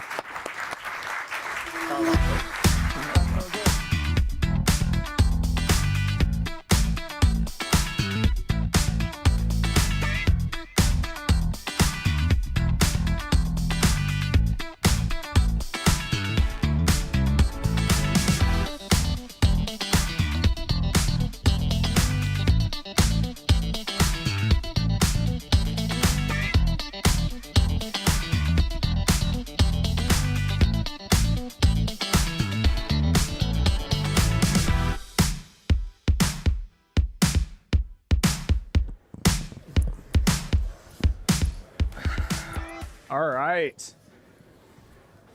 Well, thank you, Shane. I'm super excited for this conversation. Not only is Shane a dear friend, but arguably has built the most important and most mainstream crypto product ever. You founded Polymarket in 2020 as I think everyone here knows what Polymarket is, but the blockchain-based prediction market. 2024, you entered the mainstream lexicon by calling the presidential election, calling it way before any of the pundits or polls. You had $22 billion of volume in 2025, and raised at $2 billion from ICE, the Intercontinental Exchange, at a $9 billion valuation. This is the parent company of the New York Stock Exchange, and at that, you became the youngest self-made billionaire in the world. So, Shane Copland, thank you guys. Let's give him a round of applause. Thank you for having me. All right. So let's start with 2024 election. Polymarket called it when every major poll had it wrong. And you've always like framed this Polymarket as an information product, not like a betting product. Talk us through how it predicted the election and maybe the distinction there. Yeah, the impetus for building Polymarket was, if anyone here has been in crypto for a while, the most exciting thing early on was like, oh, you can create markets on anything. You can create a financial market very easily. It went under names like Color Coins and obviously prediction markets. There were things, Augur, Truthcoin, Bitcoin Hive Mind. And I'd always looked at these things with fascination. And the underlying theory is you have a financial market, and the market maps to probability. And probability is basically how likely something is to happen. And if you get $1, if it happens, the market price, let's say it's 80 cents, directly maps to the percentage likelihood. So if you can structure these markets in the right way and you can get liquidity, which leads to price formation, you can go and say, hey, well, this market's, the yes shares in this market that are worth $1 if it happens are priced at 70 cents, and yesterday they were priced at 60 cents, and that maps to how likely it is. So that concept was so exciting to me, especially with social media where everyone's spewing opinions and no one knows actually what to believe. This idea that if you had an opinion on something and you disagreed with the market, that you could put your money where your mouth is, it just felt like the ultimate equalizer. And it was at the onset of COVID, and I was, I guess, very unimpressed with a lot of the predecessors of Polymarket who built prediction markets on-chain or off-chain. And I was like, let's go try build one that's just very user-oriented. Let's try and build it in the simplest way possible and just see if there's demand. See if people actually care about it. See if it works. See if the odds are useful. And, went for it. Didn't really have anything to lose. Had no money, solo founder. And it was exciting to go early on and say, hey, if you have a market on the outcome of something, and it was very small scale, but like you got the percentage and you got a graph of the percentage, and like people found that useful. So when I had that little nugget validated, it was like, okay, this can be really big, and just saw it through. That's incredible. And talk us through a little bit about the founder journey. How did you get there? Like what was your background before that? You've always been sort of a maverick, and how did you kind of generate the idea, and when did you get conviction that, okay, this is going to work? Yeah. Look, I loved building things. Probably when I was 14, I was like, got obsessed with this idea of building websites and startups. And from that point on, I really knew that this was what I was going to do, or at least hoped really bad, dreamed really bad. And for better or for worse, over the course of those, now it's been over a decade, but like just grinding away, building up a skill set, building up an arsenal so that whatever problem pops up or whatever thing needs to get done, you're able to go do it. Now with AI, it's a lot easier because you can just AI how to do it and then execute yourself. But, I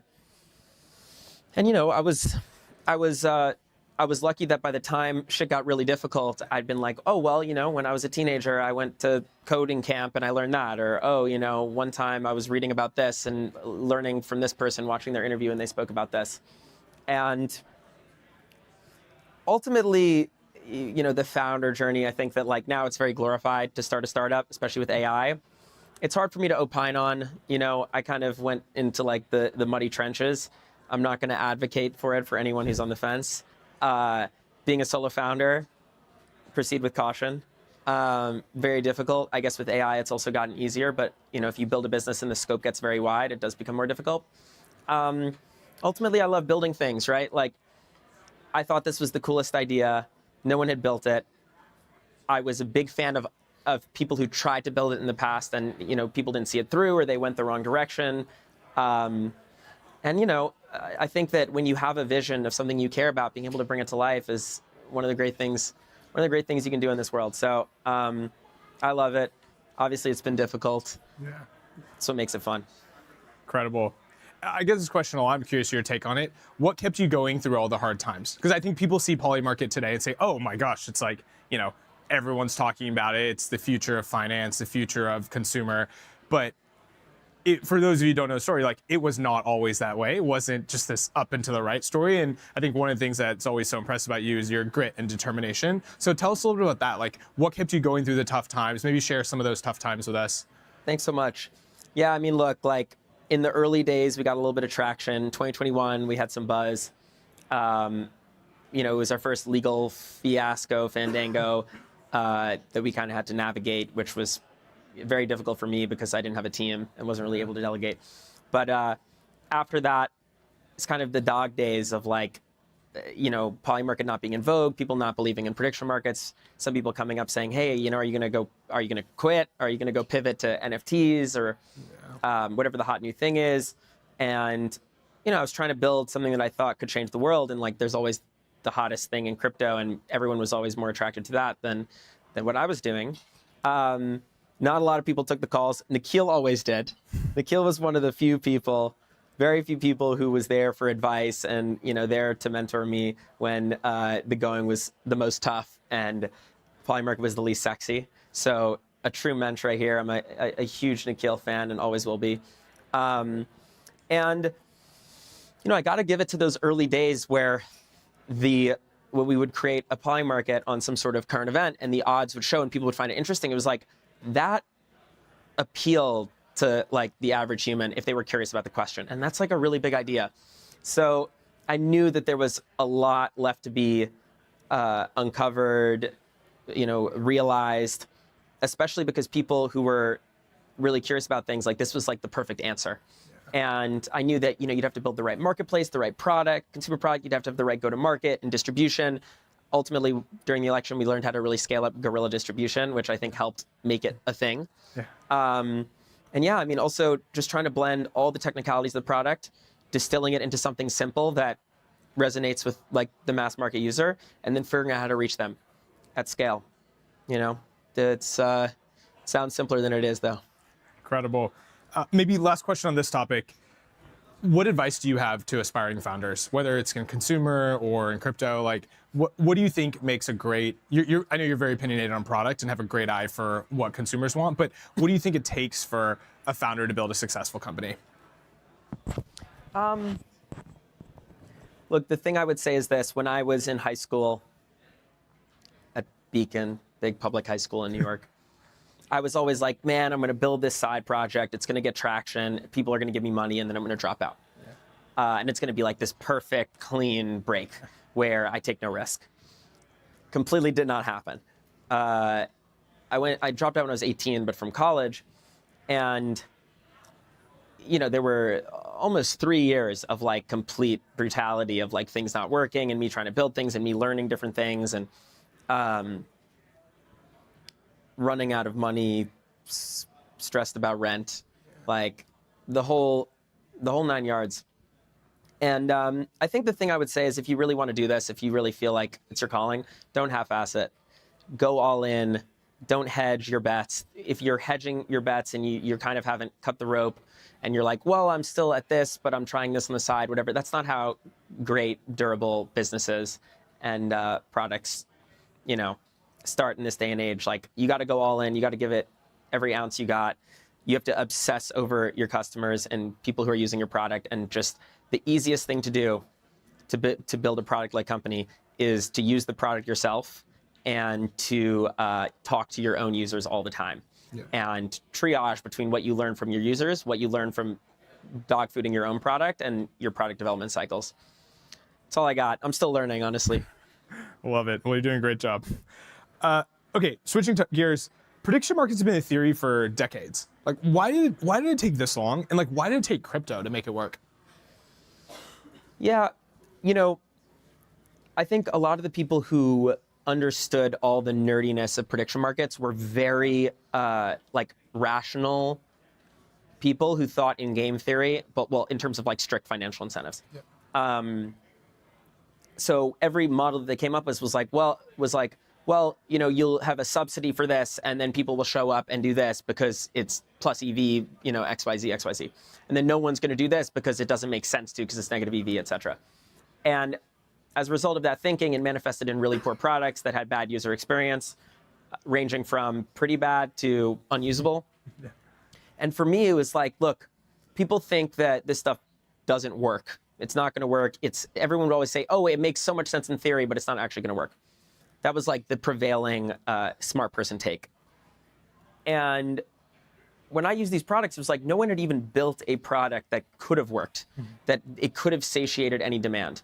So it was like, well, if you built that and there was an actual product that satiated this hypothetical demand that people actually wanted to use something like this, one, to look at the odds and how it changes over time, but two, to put their money where their mouth is behind their opinions, like, let's see what happens. So I'd read all the literature.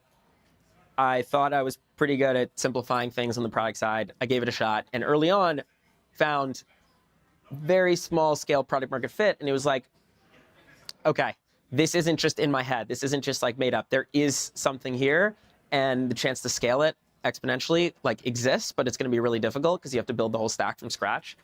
But ultimately, it's just the empathy for the user. Just you can have a great idea, and if you build it, and when someone tries to use it, it's not usable or it doesn't work like your idea, is. The way that you're using it doesn't match with your hypotheses about, what the product is. Like you have very low signal data, and you may never even know if what you're trying to build is right or not. So, I think being thoughtful about what it is you're trying to build and then making sure the product experience matches that and then it's actually usable, even if it's a little buggy, even if it's got, too few features, the basics work. And you can start to see, hey, does someone come back after they use it? Does someone come back the next day? Are people talking about it organically?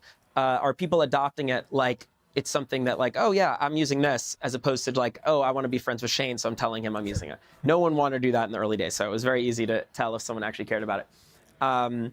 Yeah, so ultimately, I think it was just this methodical, empirical approach of like trying to just figure out one step at a time. Awesome. In terms of what we have traditionally used for market intelligence, the polls, expert consensus, media, these systems basically all failed at scale in predictable ways.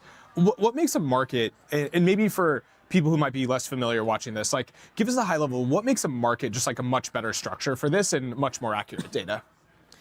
Look, the thing people really want to know is how likely is this to happen? Like we talk about it, we're like, oh yeah, there's no shot. Oh, take this to the bank. Like, oh, 100% chance. Probably 80% chance. Like I'm very confident, but not fully confident. And people see polling and they see percentages and they think it's the same thing. It's not. Polling is you take this many people, you ask them all questions, and you give the percentage of who says what. People interpret it as how likely something is to happen, but it's answering a different question, and it's quite arbitrary in terms of who they pick. A small sample size. Yeah, you've got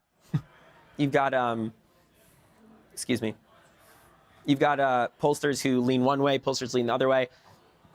If you like one side, you're going to lean to that pollster, like, and vice versa. You've immediately just, nuked any semblance of truth that could exist. So, what's cool about Polymarket is that the market maps directly to how likely something is to happen. And if people disagree with it, if you go on there, you say, oh, this is way too low. Oh, they're highballing this. It's full of shit. You can put your money where your mouth is. It's designed to be sort of self-correcting, where if you think something's wrong and you really do believe it, you can put your money where your mouth is. And what I think people find is, the more they buy, sometimes they'll buy and, maybe they'll push the price up a little bit and then it'll go right back down. They're like, maybe someone else does know something I don't know, or maybe someone else has done a better analysis. And, it's this balancing act where the people who benefit are just like the regular public who want to see the odds and likelihood of thing happening. And, it's like a very useful thermometer of the world, like a way to gauge temperature and understand sort of a canonical likelihood that something will happen, and helps people make decisions, which is really cool. Amazing. The ICE investment was, external viewers might see this as a signal that TradFi is excited about prediction markets. How should we interpret it, and kind of how does Polymarket fit in with the New York Stock Exchange vision? Yeah, so ICE is the largest exchange company by revenue, and they're like neck and neck with another one by market cap. But they have a ton of different exchanges, ton of different clearinghouses. They've been at the forefront of a ton of new asset classes, derivatives, etc. It's the one founder-led exchange company. Yeah. The founder is incredible. I've learned so much from him. And he sees the writing on the walls. There's a new asset class coming in, and this is a guy who is like the pro deal maker. Yeah. He bought the New York Stock Exchange. Like that's pretty epic. And they have a really large data business, like a multi-billion-dollar a year revenue data business, and they thought that their customers would find this data really appetizing because they already used it informally. And then also in terms of asset classes, when it comes to commercial risk and financial institutions, like they saw this as something that really fit in as well. The way that materializes is still sort of a work in progress, but the data is very clear. It's all these financial institutions that want piped in real-time data about what's happening around the world that they can use to help them price, let alone hedge, but price all different types of risks that the more granular data that they have, the better it gets. So from our point of view, we're the scrappy startup. We built the new thing. It's sort of people in finance start to really rely on Polymarket for odds, but there was still this sense that like we were like the outsiders. And I think that being able to go and forge a partnership with a firm that's so reputable and like such an industry leader that also believes in innovation and wants to be involved in the cutting edge, sort of the best of both worlds. Really grateful to have them as partners. Polymarket runs on blockchain because the product requires it. Tell us a little bit about that decision to base the product on blockchain and why you think that's so integral. It goes back to what you said about why it was built on a blockchain the first time. I always had this vision. I was like the Napsterization of finance. Yeah. And like Spotify, et cetera, of like the barriers to entry for people to be able to build financial products like in an experimental way would dramatically lower. And, come like 2018 when like people were actually starting to build DeFi, I had this thing in my head. I was like, the next New York Stock Exchange will be built by a kid in his bedroom. And I saw Uniswap happen. I'm like, there you go. Like, that's what it is. And I think it's been interesting to see the variety of assets that have traded purely tokenized on chain and maybe sort of like the bias towards things that don't have a lot of durability. And I do feel like Polymarket somehow, some way, it kind of ended up delivering on that vision. I mean, knock on wood, like we got a long ways to go, of being able to go create a new financial marketplace that would the flexibility and like the creativity, humbly, that was required to go and experiment and try all these different things and draw a little bit of experience from this Hansen essay and this Abe Othman essay, and then this product that I used for looking at art and this social network and this financial platform. I didn't have the money, I didn't have the time or anything to go lobby and figure things out and, work with different payment providers and put money down, right? Like there was literally no money at the start. I mean, it was like, counting, small thousands of dollars flowing around. And the idea that someone was able to go and experiment and get to market and get traction and prove product market fit in a new vertical with a new form factor for a product that people hadn't anticipated when it came to how you can do things, within the regulatory matrix in the U.S. Ultimately, now this stuff is legal, and it wouldn't have happened if there wasn't a way for someone to go and experiment and try new things, albeit at like a much smaller scale, and work backwards. So I think the ability, I still think we haven't even touched on the power of composability, interoperability, money Legos, bundling, all types of structured products from different primitives. That kind of came and went, but I do think that long term, just because it's not hot, there is a lot of merit to that working. Obviously, it's going to need more stable infrastructure on chain, better compliance, better onboarding, et cetera, better privacy. But I'm still a believer in that. Speaking of that, you've said before that the vision isn't realized yet. We're just getting started. What does the full vision of Polymarket look like, 5-10 years down the line? Yeah. Look, I think there's a lot of things I could talk everyone's ear off about, but largely it comes down to breadth of markets. Like the idea that you can have the likelihood of all these different markets, and use that as kind of an almanac for the future is so powerful. I think as the marketplaces scale, as technology gets better in a multitude of ways, like if you're able to go and scale to the long tail so that people can have odds for all different types of things, that's really powerful. Obviously, there's all types of institutional, like there is so much business risk, there's so much commercial risks, there's so much risk for humans and families that it's like inaccessible to go and mitigate risk, hedge risk, et cetera. If you do it, oftentimes there's a huge spread and it's a structured product of this stock and this inverse ETF, and like you don't even know if it's going to pay you out. The more obfuscated it is, the worse price you're getting. So the idea that you can just have a prediction market that very directly allows you to mitigate risk is very powerful. And then there's all types of nerdy market structure things. Like I'm a big fan of futarchy. We got a ways to go on that, but it's super cool. Combinatorial markets. There were companies that were trying internal prediction markets. Nothing ever really worked, but that was always a really cool idea. So for us, long term, we hope to just bring these visions to life. But you got to start with the fundamentals. If you don't have the basic tools, or there's things that are not working well with however many markets there are today, if you go and multiply that, it's not going to alleviate the problem, right? It's going to compound it. So you gotta build on strong foundations. So, but the thing that keeps us going is like, hey, here we are today. The big thing is like, okay, it's sports in all 50 states. Like, that's cool. It is way better than what exists. But that's not really why we came here.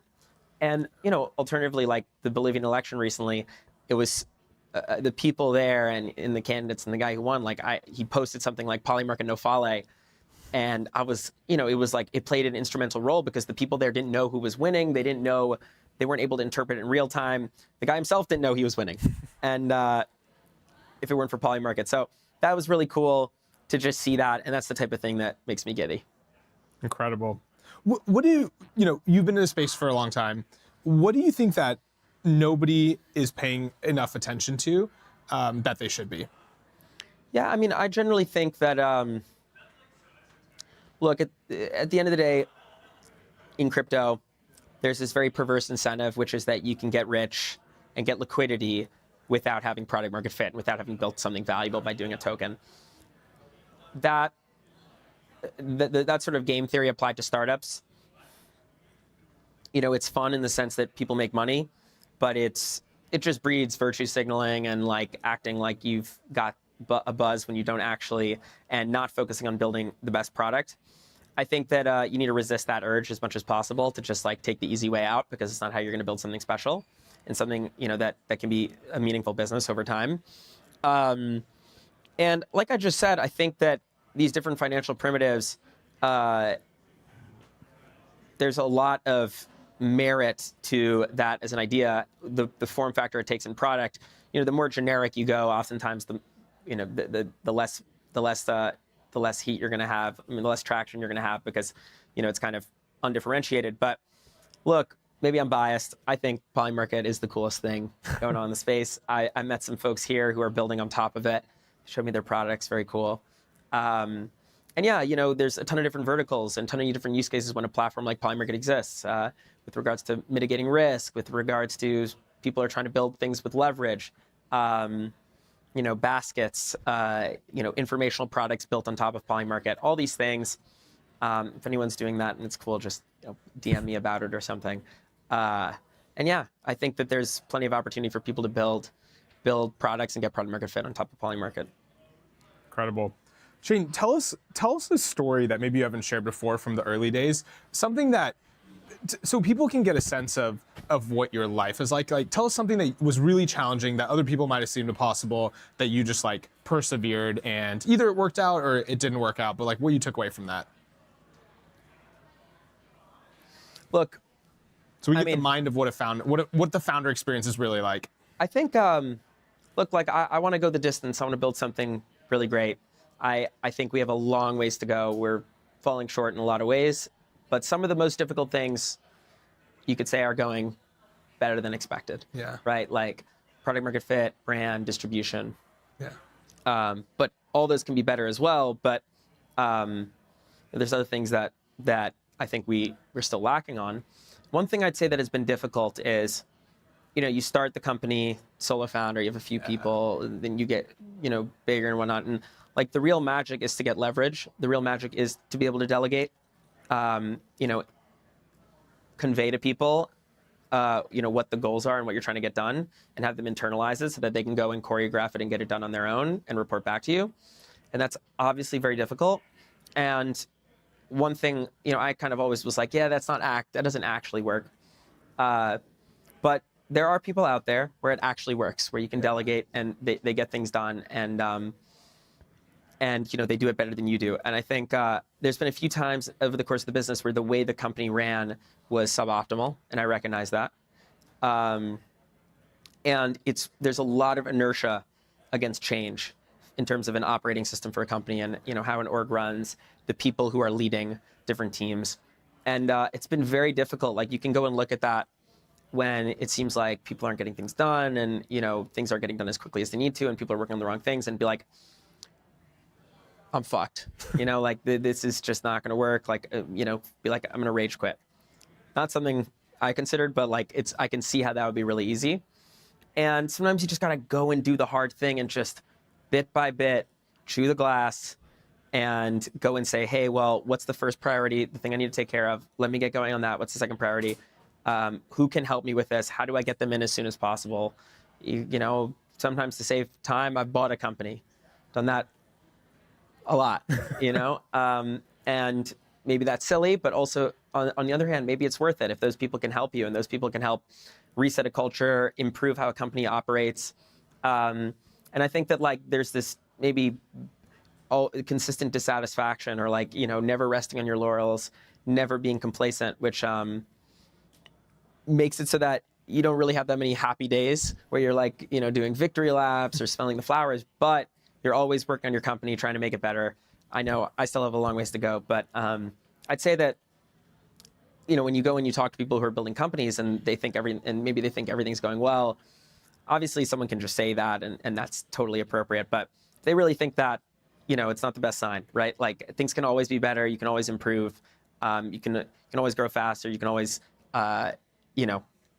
do something better than what's going on. And I think that there's something empowering. It's obviously very difficult to just kind of give your all to your business, to building something greater than yourself. And if that resonates with you, maybe you're cut out for this stuff. Go for it.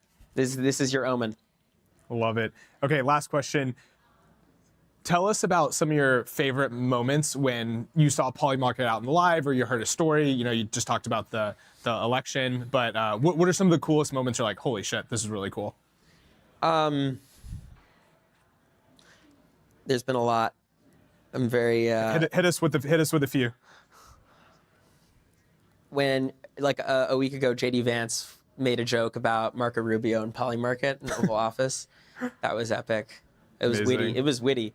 Yeah. I mean, look, I think the first time that Trump started talking about Polymarket in one of his rallies, like trying to remember the name, he's like, "What's this? Everyone's looking at Polypols. Oh, Polymarket. Yeah, that was awesome." Look, it's pretty surreal to see people that I looked up to, like really, really looked up to, that I thought were so out of reach and like just from a different world. Because a lot of these guys get markets and they understand Polymarket. They say, this is amazing. I wish this existed. I'm so glad it does now. And they check it.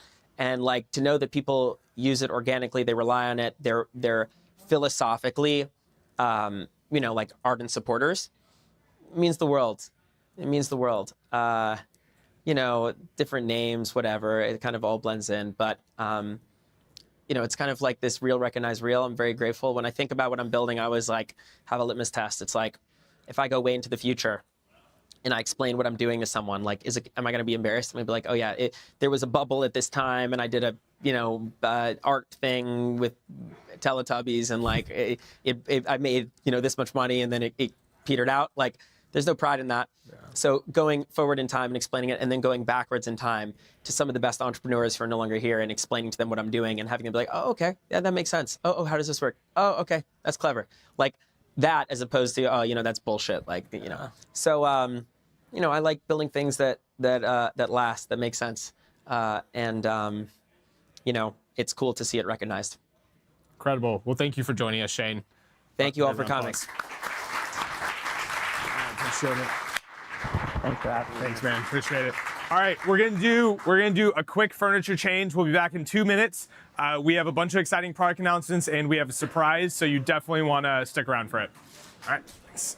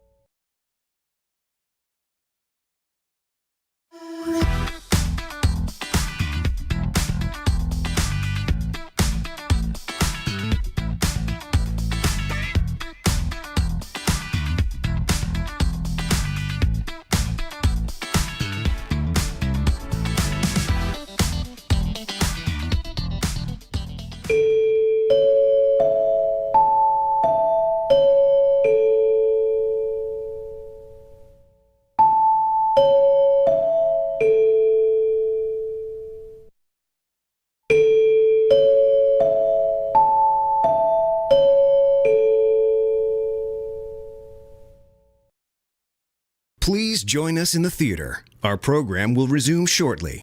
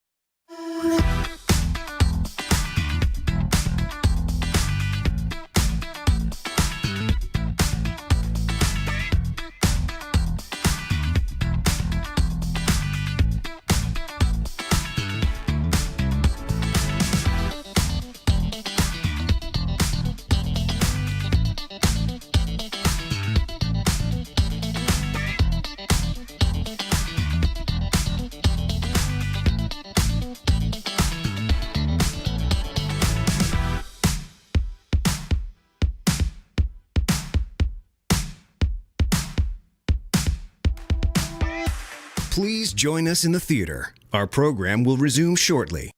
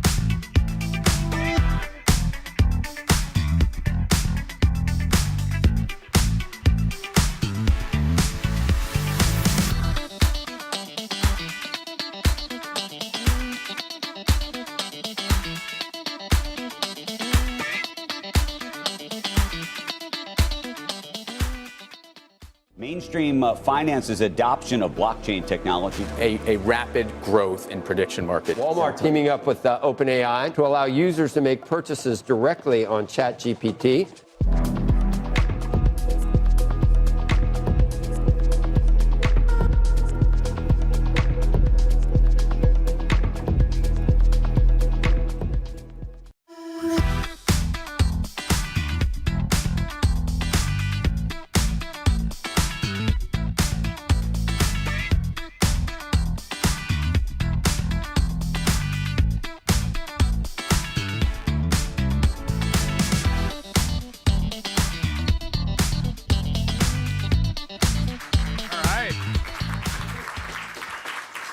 Amazing. Have we had a good time today?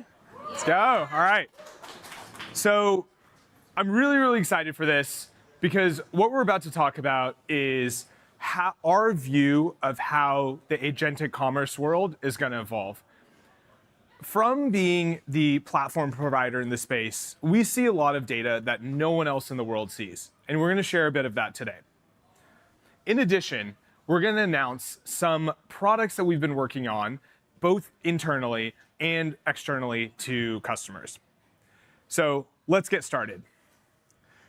A quick poll here, quick prediction market here. How many of you use ChatGPT, have used ChatGPT?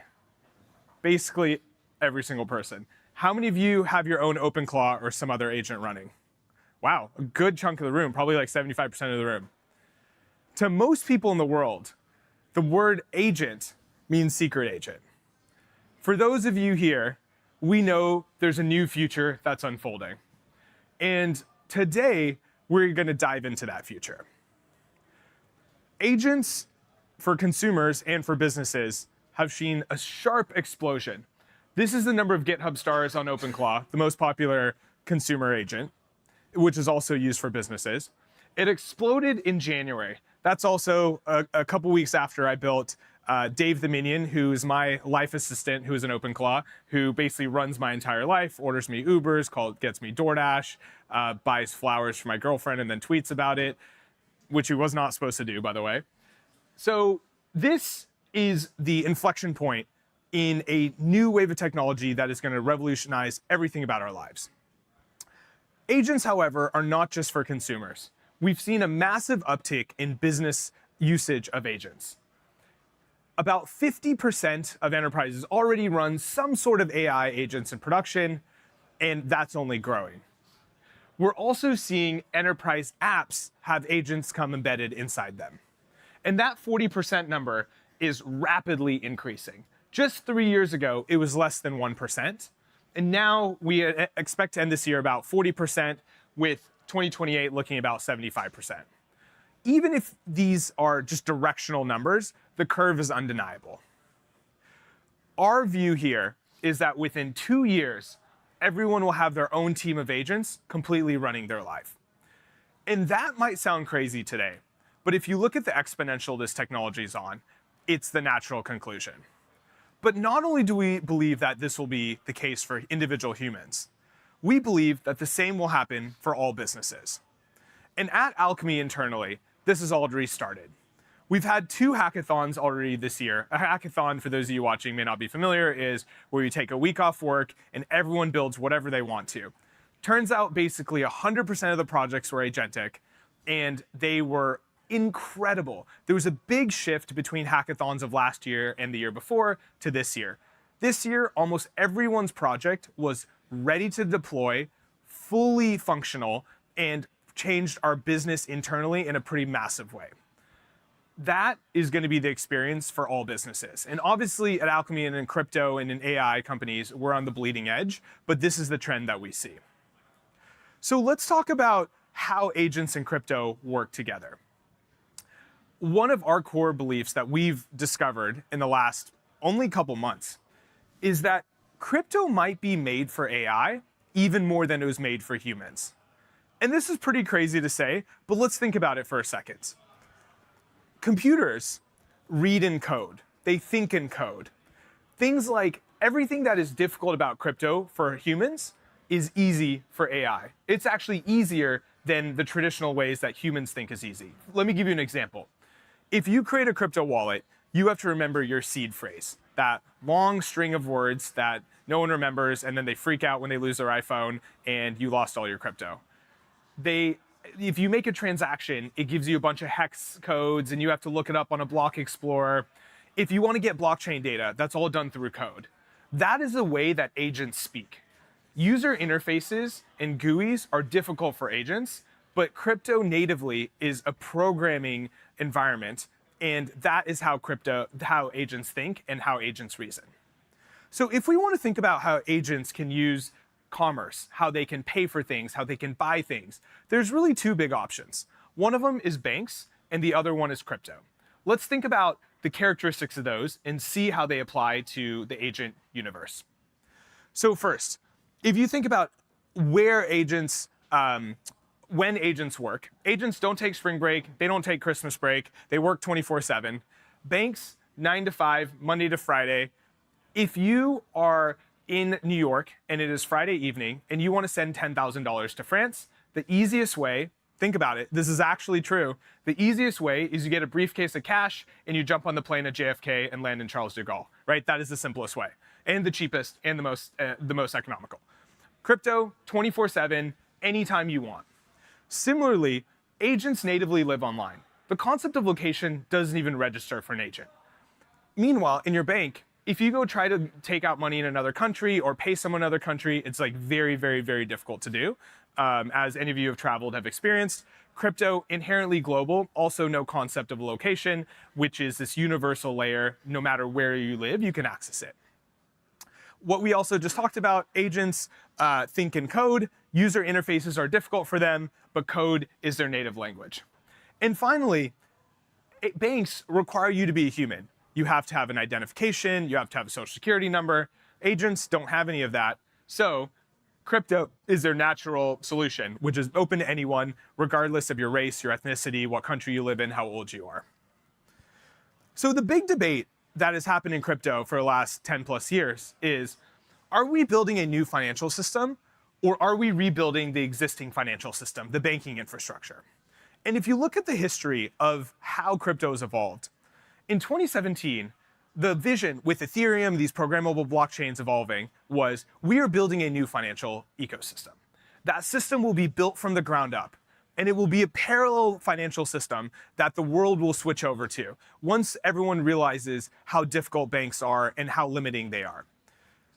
In 2022, we saw a shift with the regulatory changes, especially accelerating 2024, 2025, and today. What we found was a lot of the crypto applications are pretty hard to use. When we go back to the crypto is built for AI thesis, even more than humans, it's hard. If you want your parents to download a wallet and make a Chrome extension and save their crypto and trade on a DEX, like that's hard, right? So we move towards this world where consumers today already use JP Morgan. We had Kristen here this morning, or they use their Robinhood account, or they use their MasterCard. They have an existing gateway, an existing on-ramp which they use. And those institutions are adopting the technologies to make their products and services better. And that's the way we get mass adoption of crypto. Like that has been the prevailing theory over the last couple of years. Today, I think we see the emergence of a new form of adoption. And that form it's called both. And what it means is our belief, this is our thesis here at Alchemy, we will have both of these areas get mass adoption through two different means. The first one, the 2022 onwards trend will continue. We will have traditional consumers, especially if you live in a world like the United States with a strong banking system, you will continue to use the experiences that you use today because they are pretty sticky, they are what you are used to, and credit cards are just a way of life in the United States. Similarly, we will see this parallel version of the ecosystem being built back to the vision we had in 2017. But the problem in 2017 is it's hard to get an existing customer to switch over to a new product. If you're addicted to Instagram or TikTok, you're not going to go search on the App Store and download a new social media app. But if you have a totally new class of users, which we do today, which are AI agents, that cannot use our existing financial infrastructure, what it means is we will have this new system serving this new class of users that is not possible to use the old system. So that's why our belief here is we will have two parallel tracks that will equally accelerate. And our belief is that the new financial system, given the new rise in AI agents, will be the dominant path in the future. I think there will always be a need for traditional consumers using existing rails, but if previously the two demographics that were using our new financial system were the early adopters, you degen crypto traders, and humans without access to stable financial systems, which is a lot of the people globally, but this was gate-kept by governments and financial institutions. Now we have this new wave of users that is going to explode in terms of usage. And our prediction, given the data we've seen, is that in 5 years, AI agents will move more money than every human on Earth combined. And not a single dollar of it will touch a bank. We'll let that sink in. So let's talk about Alchemy today. We started the company in 2017. Joe and I were working out of our apartment, and we were building a social app before this. And we saw the rise of crypto, and we realized, we're big nerds. We coded every day of our lives for 15 years. And we saw this third financial primitive come up. And if you look at the big shifts over the last 100 years at that point in 2017, there's kind of three big ones that had kind of defined our lives, and the third one was evolving. The first one is the idea of a computer, this machine that can follow human instructions and repeat them over and over. The second one is the internet. The internet involves this new concept, this new primitive, and when we say primitive, we mean in a programming sense, which is a new capability, that machines can exchange information with each other. And that gave you incredible capabilities, like everything you use today, like how you got here, how you pay, how you communicate, is all done through the internet. And what we saw was just this new building block, this new primitive, where machines can exchange value. And we've been very fortunate that several of our investors had built the generational companies of the internet and the computing industries, and we had learned from them that when you are early in a space, in a new technology, you have the chance to have a really massive impact on the world. So we started building, and in the very early days, it was really hard to code, right? We had a master's degree in artificial intelligence from Stanford, and it was difficult for us to code. And we said, hey, if we want to make this technology broadly accessible, we're going to need it to make it easier for anyone to get started. So we drew this diagram on a board in 2017, and it's like it's basically stayed the same. We had a little better font and coloring now, but other than that, you can think of this as a 9 grid. There's the three shifts in technology we talked about: PC, internet, and crypto. Each one formed where you have some kind of underlying protocol: your RAM, your CPU, your hard drive for the computer. In order to make the computer usable, though, we needed these things we call applications: Word, Excel, Chrome. However, to build that, you need the operating system layer. Windows and Mac, what they do is they hide all the technology, make it really easy for developers to build apps, and spin the cycle of innovation. So now you have developers who build apps, so more users and more developers, and so on and so forth. If you look at the internet industry, you see a similar structure. You have your core protocols: FTP, HTTP, SMTP. These are the things that make the internet work. But in order for us to use the internet as we know it today, Netflix, Airbnb, Uber, these kind of products, you needed AWS and the cloud providers. And for most of you here know this, but Amazon has 2 businesses: one where you buy things, the other one where they make actually the majority of their profits. It's called AWS, and that's what powers the internet. And what we said was, we can, in order to help the crypto industry grow, we need to play a similar role. We need to really help provide the tooling and the infrastructure that developers need to build great products. And the reason we were really excited about it was, when you look at this layer, there's 250 million businesses in the world. These are just 3: Apple, Amazon, Microsoft, right? But those are 3 out of the 5 largest on the planet. Not that money is the only measure of success, but it's a proxy for the scale of impact you can have. So that's been the vision since day one, and it's been an incredible journey, even though it feels like we're just getting started. Today at Alchemy, we power over $1 trillion annually for some of the most widely used products in crypto. You just heard from Shane at Polymarket. If you open your Robinhood and are using Robinhood Wallet, if you heard from Kristen this morning at JP Morgan with their Connexus platform and the tokenized deposits, the crypto ecosystem has grown massively from when we started, and we are so excited and so humbled and honored to be able to play a small part in that. Our platform today has grown quite broad. We started just with providing Node API to people. It's a very specific API that developers need to build things. And now that stack has grown really broad, has spread across multiple domains, multiple capabilities, everything from validators to AI products to rollups to transactions. It's all powered by our distributed blockchain infrastructure called Cortex, which Joe's going to talk about in a little bit. And one of the really interesting things of being a developer platform in the space is we see data that no one else in the world has. So if you look at crypto today, the price has gone up, the price has gone down. Every time the market crashes, I get a call saying, hey, is this crypto thing still a good thing, from a lot of my friends. Every time the market goes up, they say, oh my gosh, you told me to do it and I didn't do it. Is it over? Did I miss it? So one of the things we wanted to do today, we've never done this before. We wanted to give you a slice of the data that we see on a daily basis. Just to set the stage here, when you use, there's a law in any kind of consumer product where the majority, it's typically called 99.1 law. It's not actually called that. I made that up because I saw the trends. But basically, if you look at any consumer product, you look at Instagram, you look at YouTube, think about how many times when you open your phone to use Instagram, you are browsing versus you're posting. Roughly 1% of the time or less, you're posting versus like just doom scrolling, right? Same thing on YouTube. How often do you upload a video versus you browse? You're just watching YouTube. That's even kind of more extreme. Turns out in crypto, you have a similar pattern. We went and analyzed billions of logs. We do many double-digit billions of API calls a day, so we have a lot of data to look through.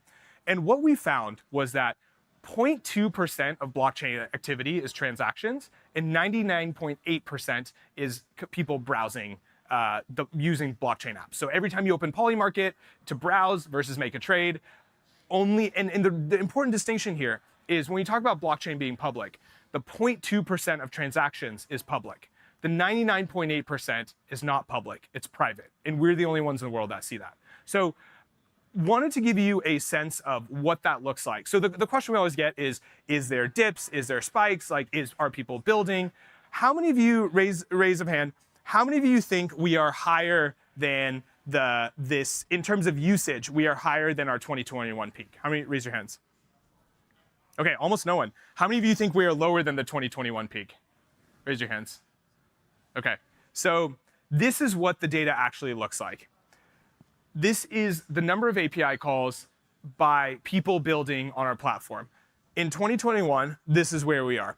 You noticed a flat period for a couple years, and then we have a sharp spike. This is one of the most encouraging charts that I've personally seen, because the takeaway from this is, yes, Alchemy, we build good products, and that's great, but the real takeaway is price action is not correlated to developer activity, and more importantly, it's not correlated to usage of blockchain products. And if you think about what prices mean, let's say in the equities market and the stock market, the famous quote, in the short term, the stock market is a voting machine. In the long term, it's a weighing machine. And I think in crypto, you will see the same thing, where in the long term, and Shane talked about this earlier, the products and services that provide value will prevail, and the market will catch up to valuing those. And what we have seen is like actually really strong adoption from products like Polymarket and everyone else in the space. Okay, here to talk about all of our products and services, I'm going to bring up Joe. Sorry, not all of our products, a few of our products and services. We are investing very, very heavily into agentic functionality, both internally and externally for our products. Historically, we've been very quiet about it, and it's all been done, internally, and in very small cases, we've opened them up externally. One of the goals of today was start to talk about what we're doing, and we're going to be a lot more public about it. So let's give a big round of applause and bring up Joe.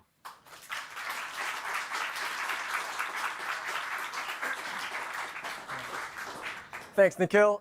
So like Nikhil said, today we want to talk about Alchemy and how we're thinking about agents. So like Nikhil was talking through earlier, the future is a lot of AI, agentic flows. And like all companies, we're thinking a lot about how we should handle this future. There are a couple ways. So I want to share a couple areas that I'm thinking about. So like all companies, there are two things we're doing. The first is we're making sure our business internally is retooled and set up to be using new AI tools and to be serving customers with those AI tools. And then the second piece is really building new products for an agentic world. So understanding what agentic use cases people really care about and making sure we're building new products that the market really cares about. So we're sharing some things that we haven't talked about before, both internally and externally. I have three focus areas that I want to talk through. So the first is Cortex. So Cortex is our internal intelligence platform that drives the whole infrastructure platform, the whole developer platform that we have. I'll talk a little bit about what that means, why we designed it that way, how we retooled it to take advantage of models and agents today, and why that is a better experience for customers and for the agentic use cases that are coming in the future. So first, zooming back out.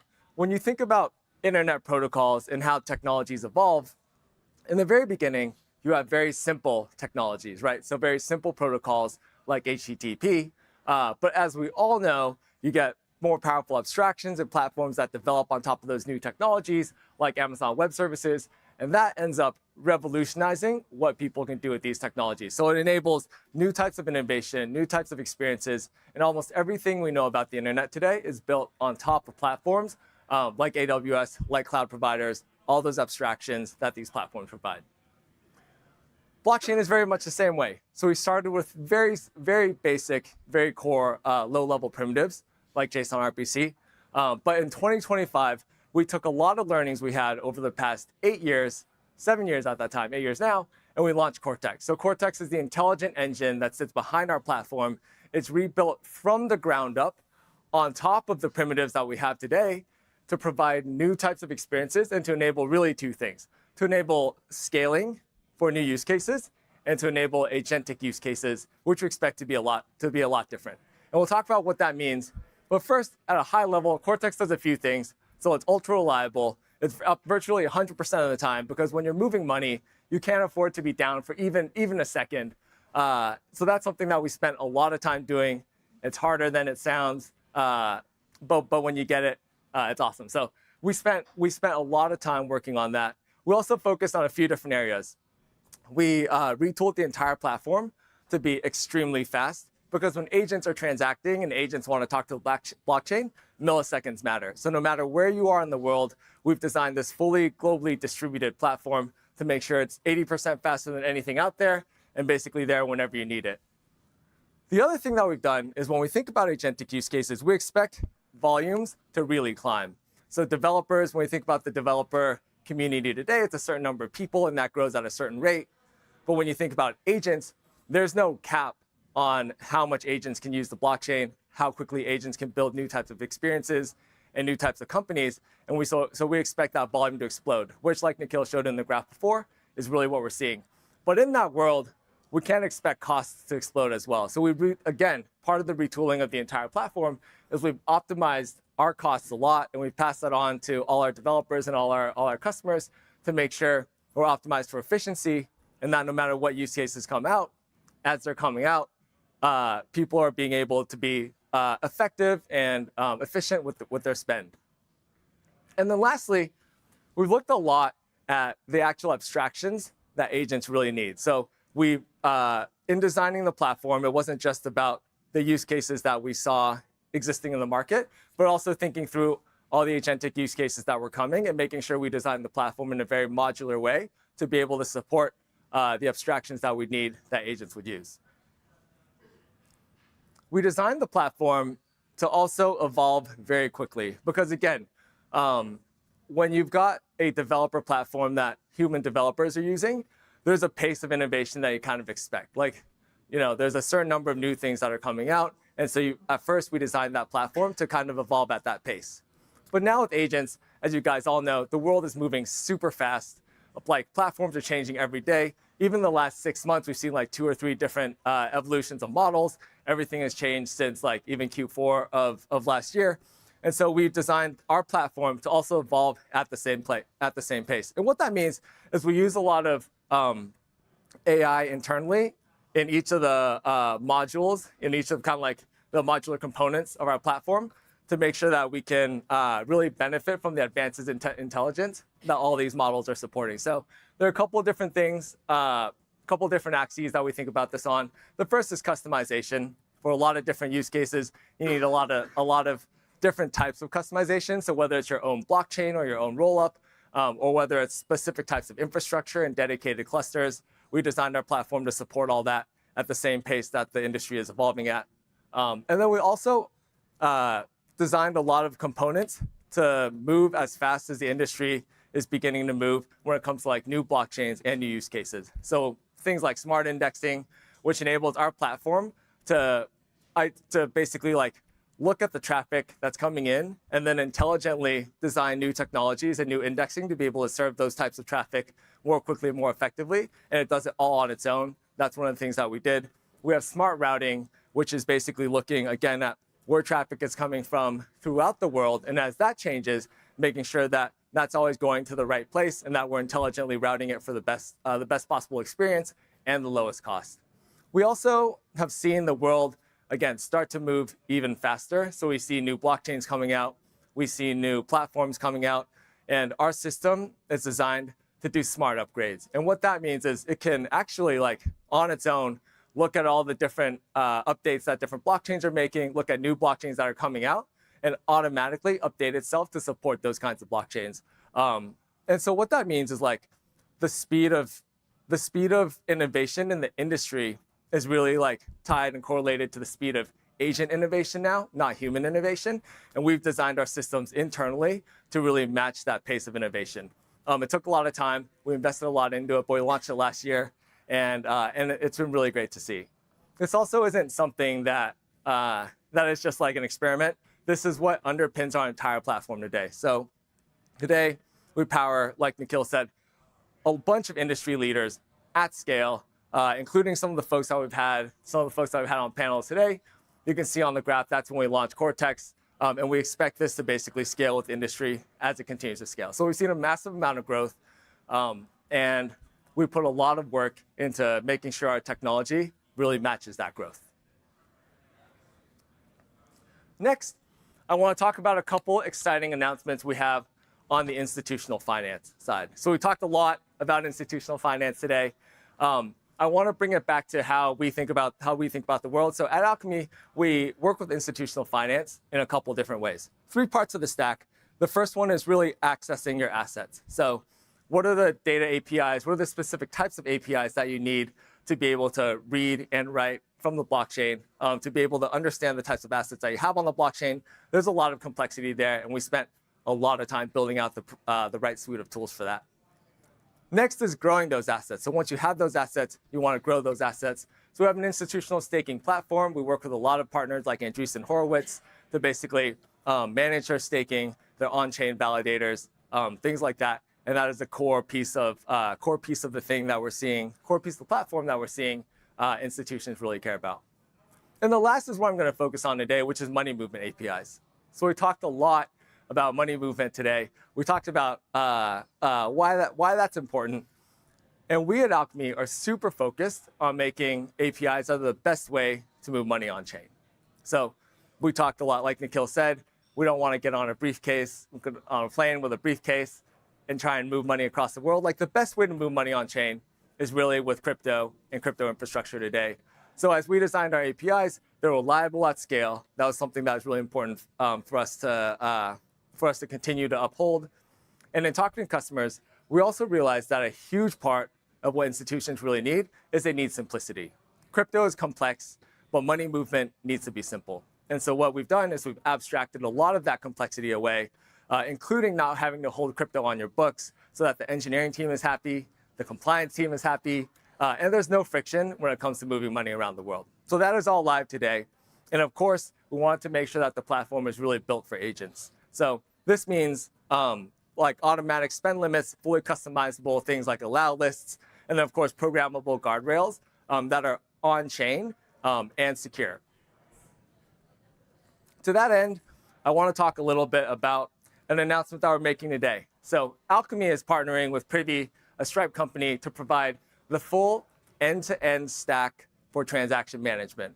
What this means is if you want to build an on-chain financial experience, you can do that seamlessly with this partnership. I'm going to give an example of what that looks like. We had a hackathon recently where someone built a stablecoin neobank in 1 day. In 1 day with the tools that we have, and this sort of thing used to take, months and a whole dev team. So I'm going to play a demo video that shows what that looks like right now.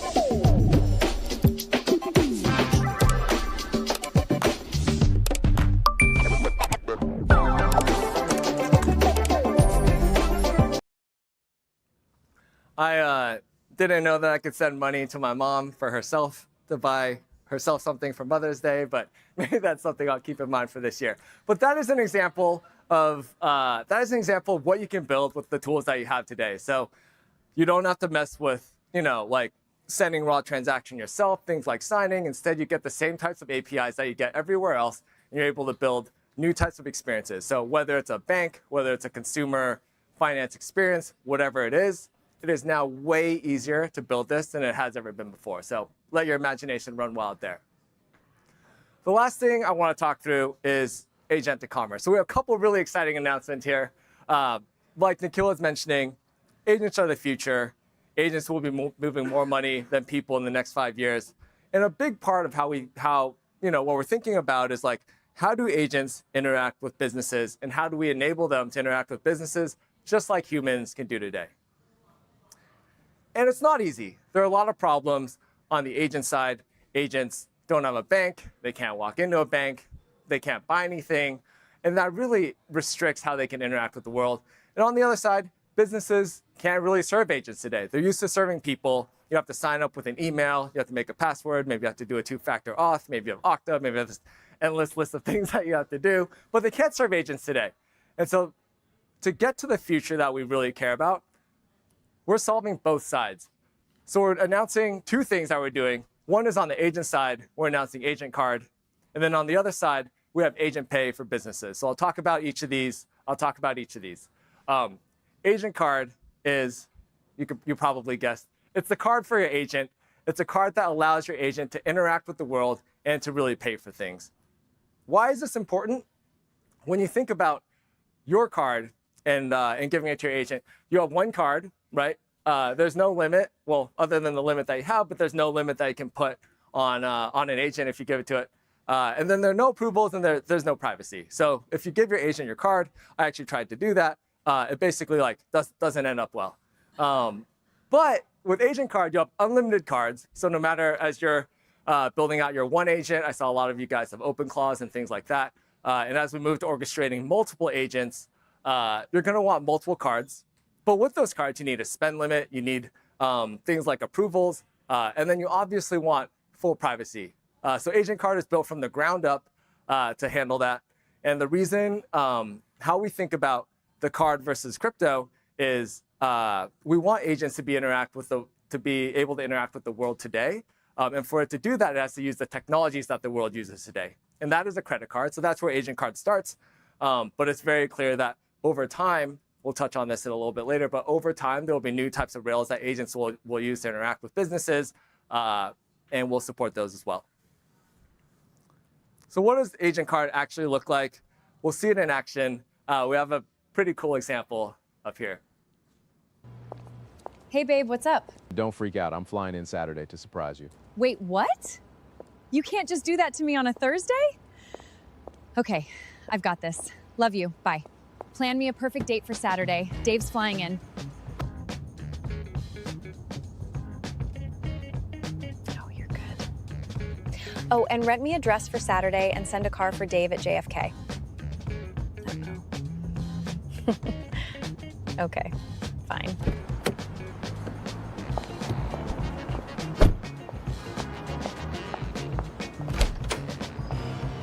Amazing.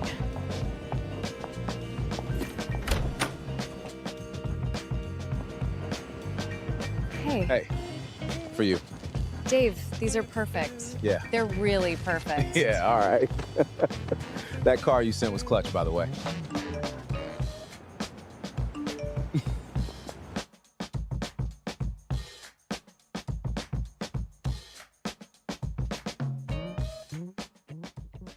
So in a couple of years, agents will run a big part of our lives. For businesses, they'll run a big part of the business. But this is something that can happen today with Agent Card.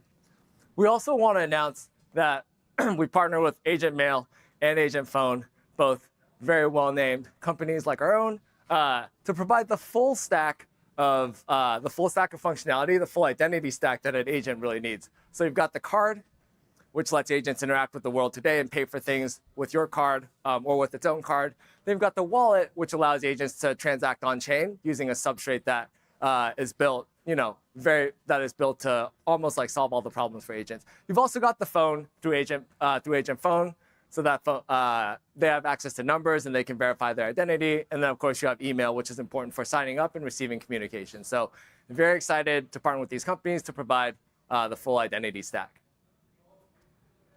We announced Agent Card in a private alpha not too long ago, and we got 75,000 signups just in a couple of days. So we're onboarding everyone super quick. But today, we're opening up in really public beta. So feel free to go sign up. If you mention CoBuild, we'll put you at the top of the list. And I'm very excited to see what everybody has their agents buy. Next, we have Agent Pay. So we talked a little bit about one side of the market, which is how agents can buy services today. Now I want to talk a little bit about what businesses can do to really serve agents as customers. Agents are coming. Agents will probably eclipse the number of humans in the world pretty soon. And so obviously it's super important for every business to think about how they're serving agents today. So to start, there are a lot of problems. What are the challenges that businesses have serving agents today, I think there are a couple. The first is agents don't know what businesses are out there. Like they don't know what businesses exist. There's not a great catalog for agents to go find them. And even if they do know what businesses are out there, they don't know which ones can really serve agents in an agent-native way. And then the second is once they find these businesses, how do they actually sign up and use these businesses? When I set up my OpenClaw, it had all these services, but then actually I had to go to every single service and put in my username and password and sign up and then put in my payment info for the agent to actually have access to things. So that's obviously a backwards way for agents to be able to use services. There needs to be an agent-native way for agents to sign up and use different types of services. And then lastly, obviously, payment. So there are a lot of protocols out there, which is really exciting to see for agent payments. There's X402, who you guys heard from Coinbase earlier today. There's MPP from Stripe and Visa. There are lots of other protocols coming out soon. But all these protocols, they're really complex. They take a lot of implementation. There's a lot of crypto kind of like stuff that you just have to deal with. And so there are all these hurdles that keep businesses from serving agents today. So Agent Pay is designed to really remove all these hurdles and make an agent just like your typical customer today. So agents can discover your business at different types of aggregators and repositories of services. They'll know which ones, and then when they come and talk to your service, they know that your service is built to really like serve the agents directly. And then they can sign up and use your product. So we built an agent-native gateway where agents can come and provide their credential and create an account and get all the privileges and all the access that a human might get using the same process. And then, of course, we've designed the platform to support all the different types of agent protocols so that agents can pay seamlessly. So all this comes right outside the box. As businesses think about agents for customers, you get this all for free with Agent Pay. And we think that agents we think that the growth of agents is just like exploding and it's only going to pick up from here. And we're focused on serving them as a business. And for any other business that's focused on serving them out there too, we've launched Agent Pay. So this is open for private beta today. You can go sign up at agentpay.alchemy.com. And again, if you mention CoBuild, we'll make sure to put you at the top of the list. So that's what we have for product announcements. Next, I want to bring up Nikhil one more time to chat through how we think about the future.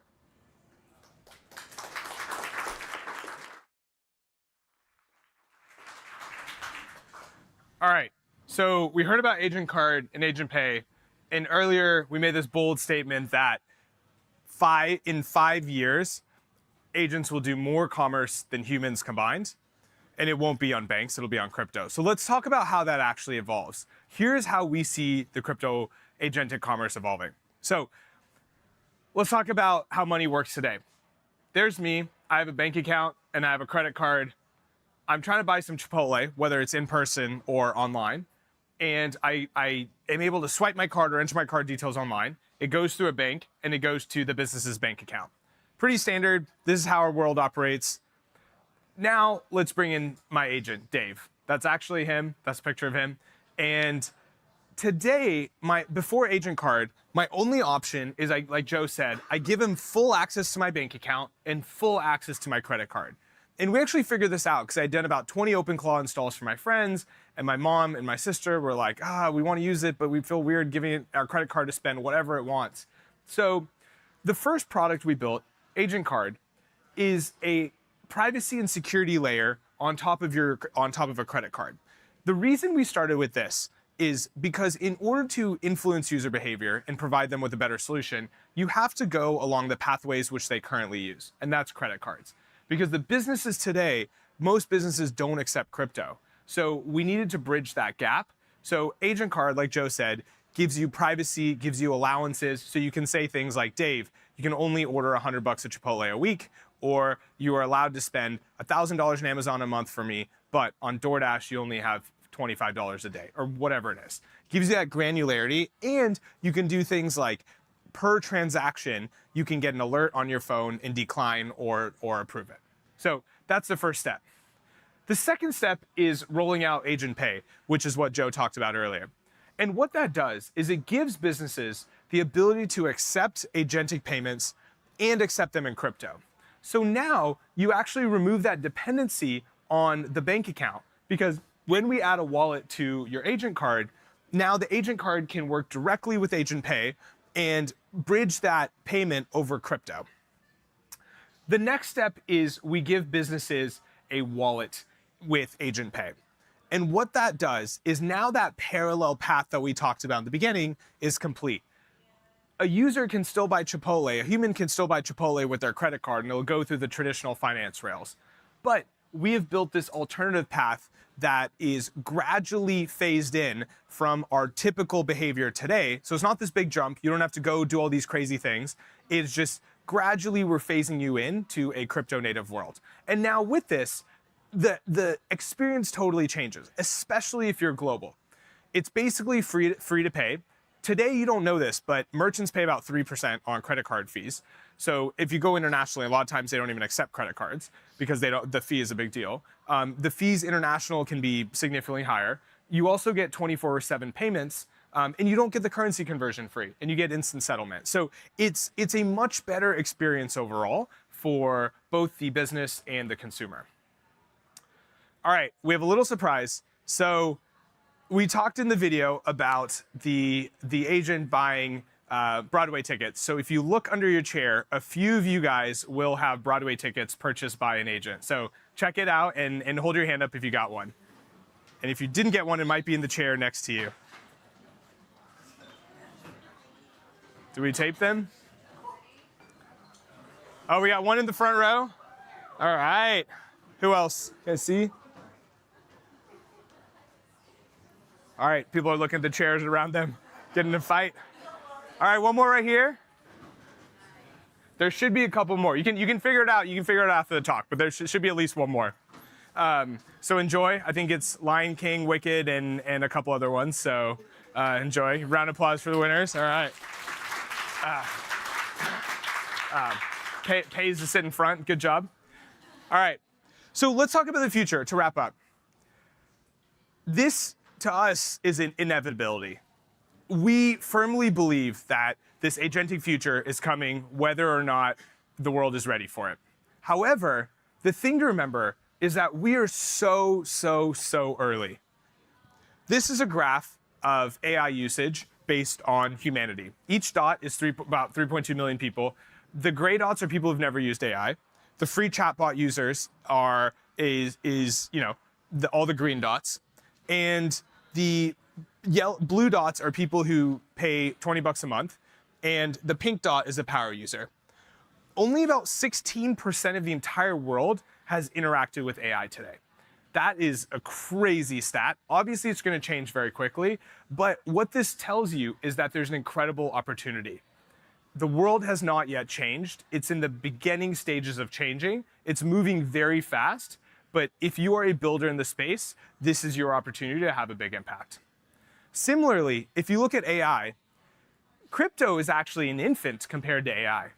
The first neural net paper, which was kind of the underpinnings behind modern LLMs, was written in 1943.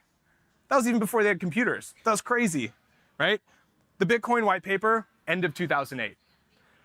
AI is 5 times as old as crypto. Crypto is just getting started.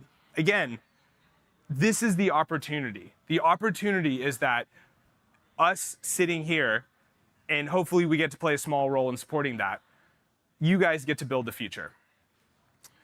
I know a lot of you probably get questions from your parents, your friends, your family. What's this crypto thing? Why are you doing it? Is it a scam?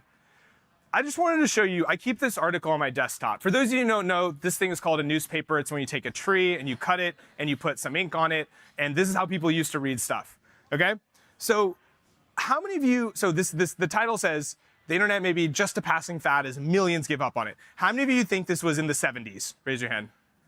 Okay, how many think it was in the 80s? How many in the 90s? All right, basically everyone. So turns out this was December 5th, 2000. In the middle of the dot-com kind of surge, right? The market had just tanked a little bit and people are concerned. They said, oh, this internet thing's a fad. This is not just the internet, and this is not just one person's, writing that they did in a newspaper. Every major technological change in our time, in all of human history, has been met with both skepticism and denial. right? Doesn't mean every technological change ends up being really successful, but it does mean even the ones that transformed our lives were still met with skepticism. In 5 years, we have a strong belief that this world will look completely different. AI will be running our lives and running our businesses. They're going to move more money than all humans on Earth combined. And this will be done on crypto. This shift in AI and crypto is the greatest transformation in the history of humanity. It's beginning right now. I've shown you data today that shows you the start of this accelerating trend. Some of you will internalize it and it will change the course of your life. Most people in humanity won't realize until it already happened. But that's why we're here in this room. We're here in this room to build this future together. So to wrap up, we're here to help you. We're so grateful that you took the time to come spend this day with us. And we know that this is just the beginning. So thank you for your time, and we really appreciate you guys being here. All right. All right. And to close, I want to bring Joe back up. This has been such a magical moment for us. Like I said in the beginning, for years and years, Joe and I worked on this company for 5 years in our apartment when it was just us two, like coding. And then, we grew the team and we grew the team and we grew the team. And we always said, one day we want to bring all the people who we are in service of. You guys are the real rock stars. We're just here to humbly help and support you along your journey to build the future. And we said, let's bring them all together in one room. Turns out it's a lot harder than you think. I want to give a huge shout out to everyone on the Alchemy team and everyone on the event staff who's put this day together. Can we give a big round of applause to them?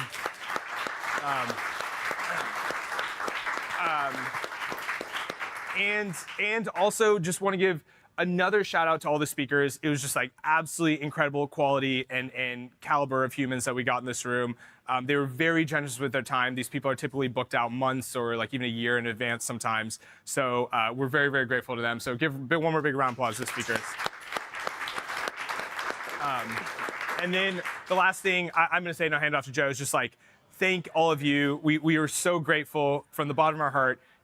We wouldn't be here without you today. You guys are the real rock stars, and you're the ones building the future. We're just here to help make sure you're as successful as possible. Yeah. So. To wrap it up, thank you so much for spending the day with us. You guys are the builders. It's me and Nikhil and everyone at Alchemy. It's our honor to be able to serve you, to be able to work with you. So everyone on the live stream, everyone who came in person, thank you for spending time with us. And when we were thinking about the name for the conference, we thought through a lot of different options. And we decided on CoBuild because we felt that the future is not predestined, instead it is built, and we are all going to co-build it together. So let's go do it. That's a wrap. Thank you for coming today. All right. One more announcement.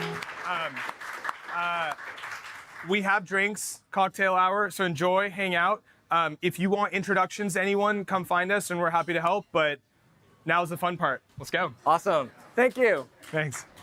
All right.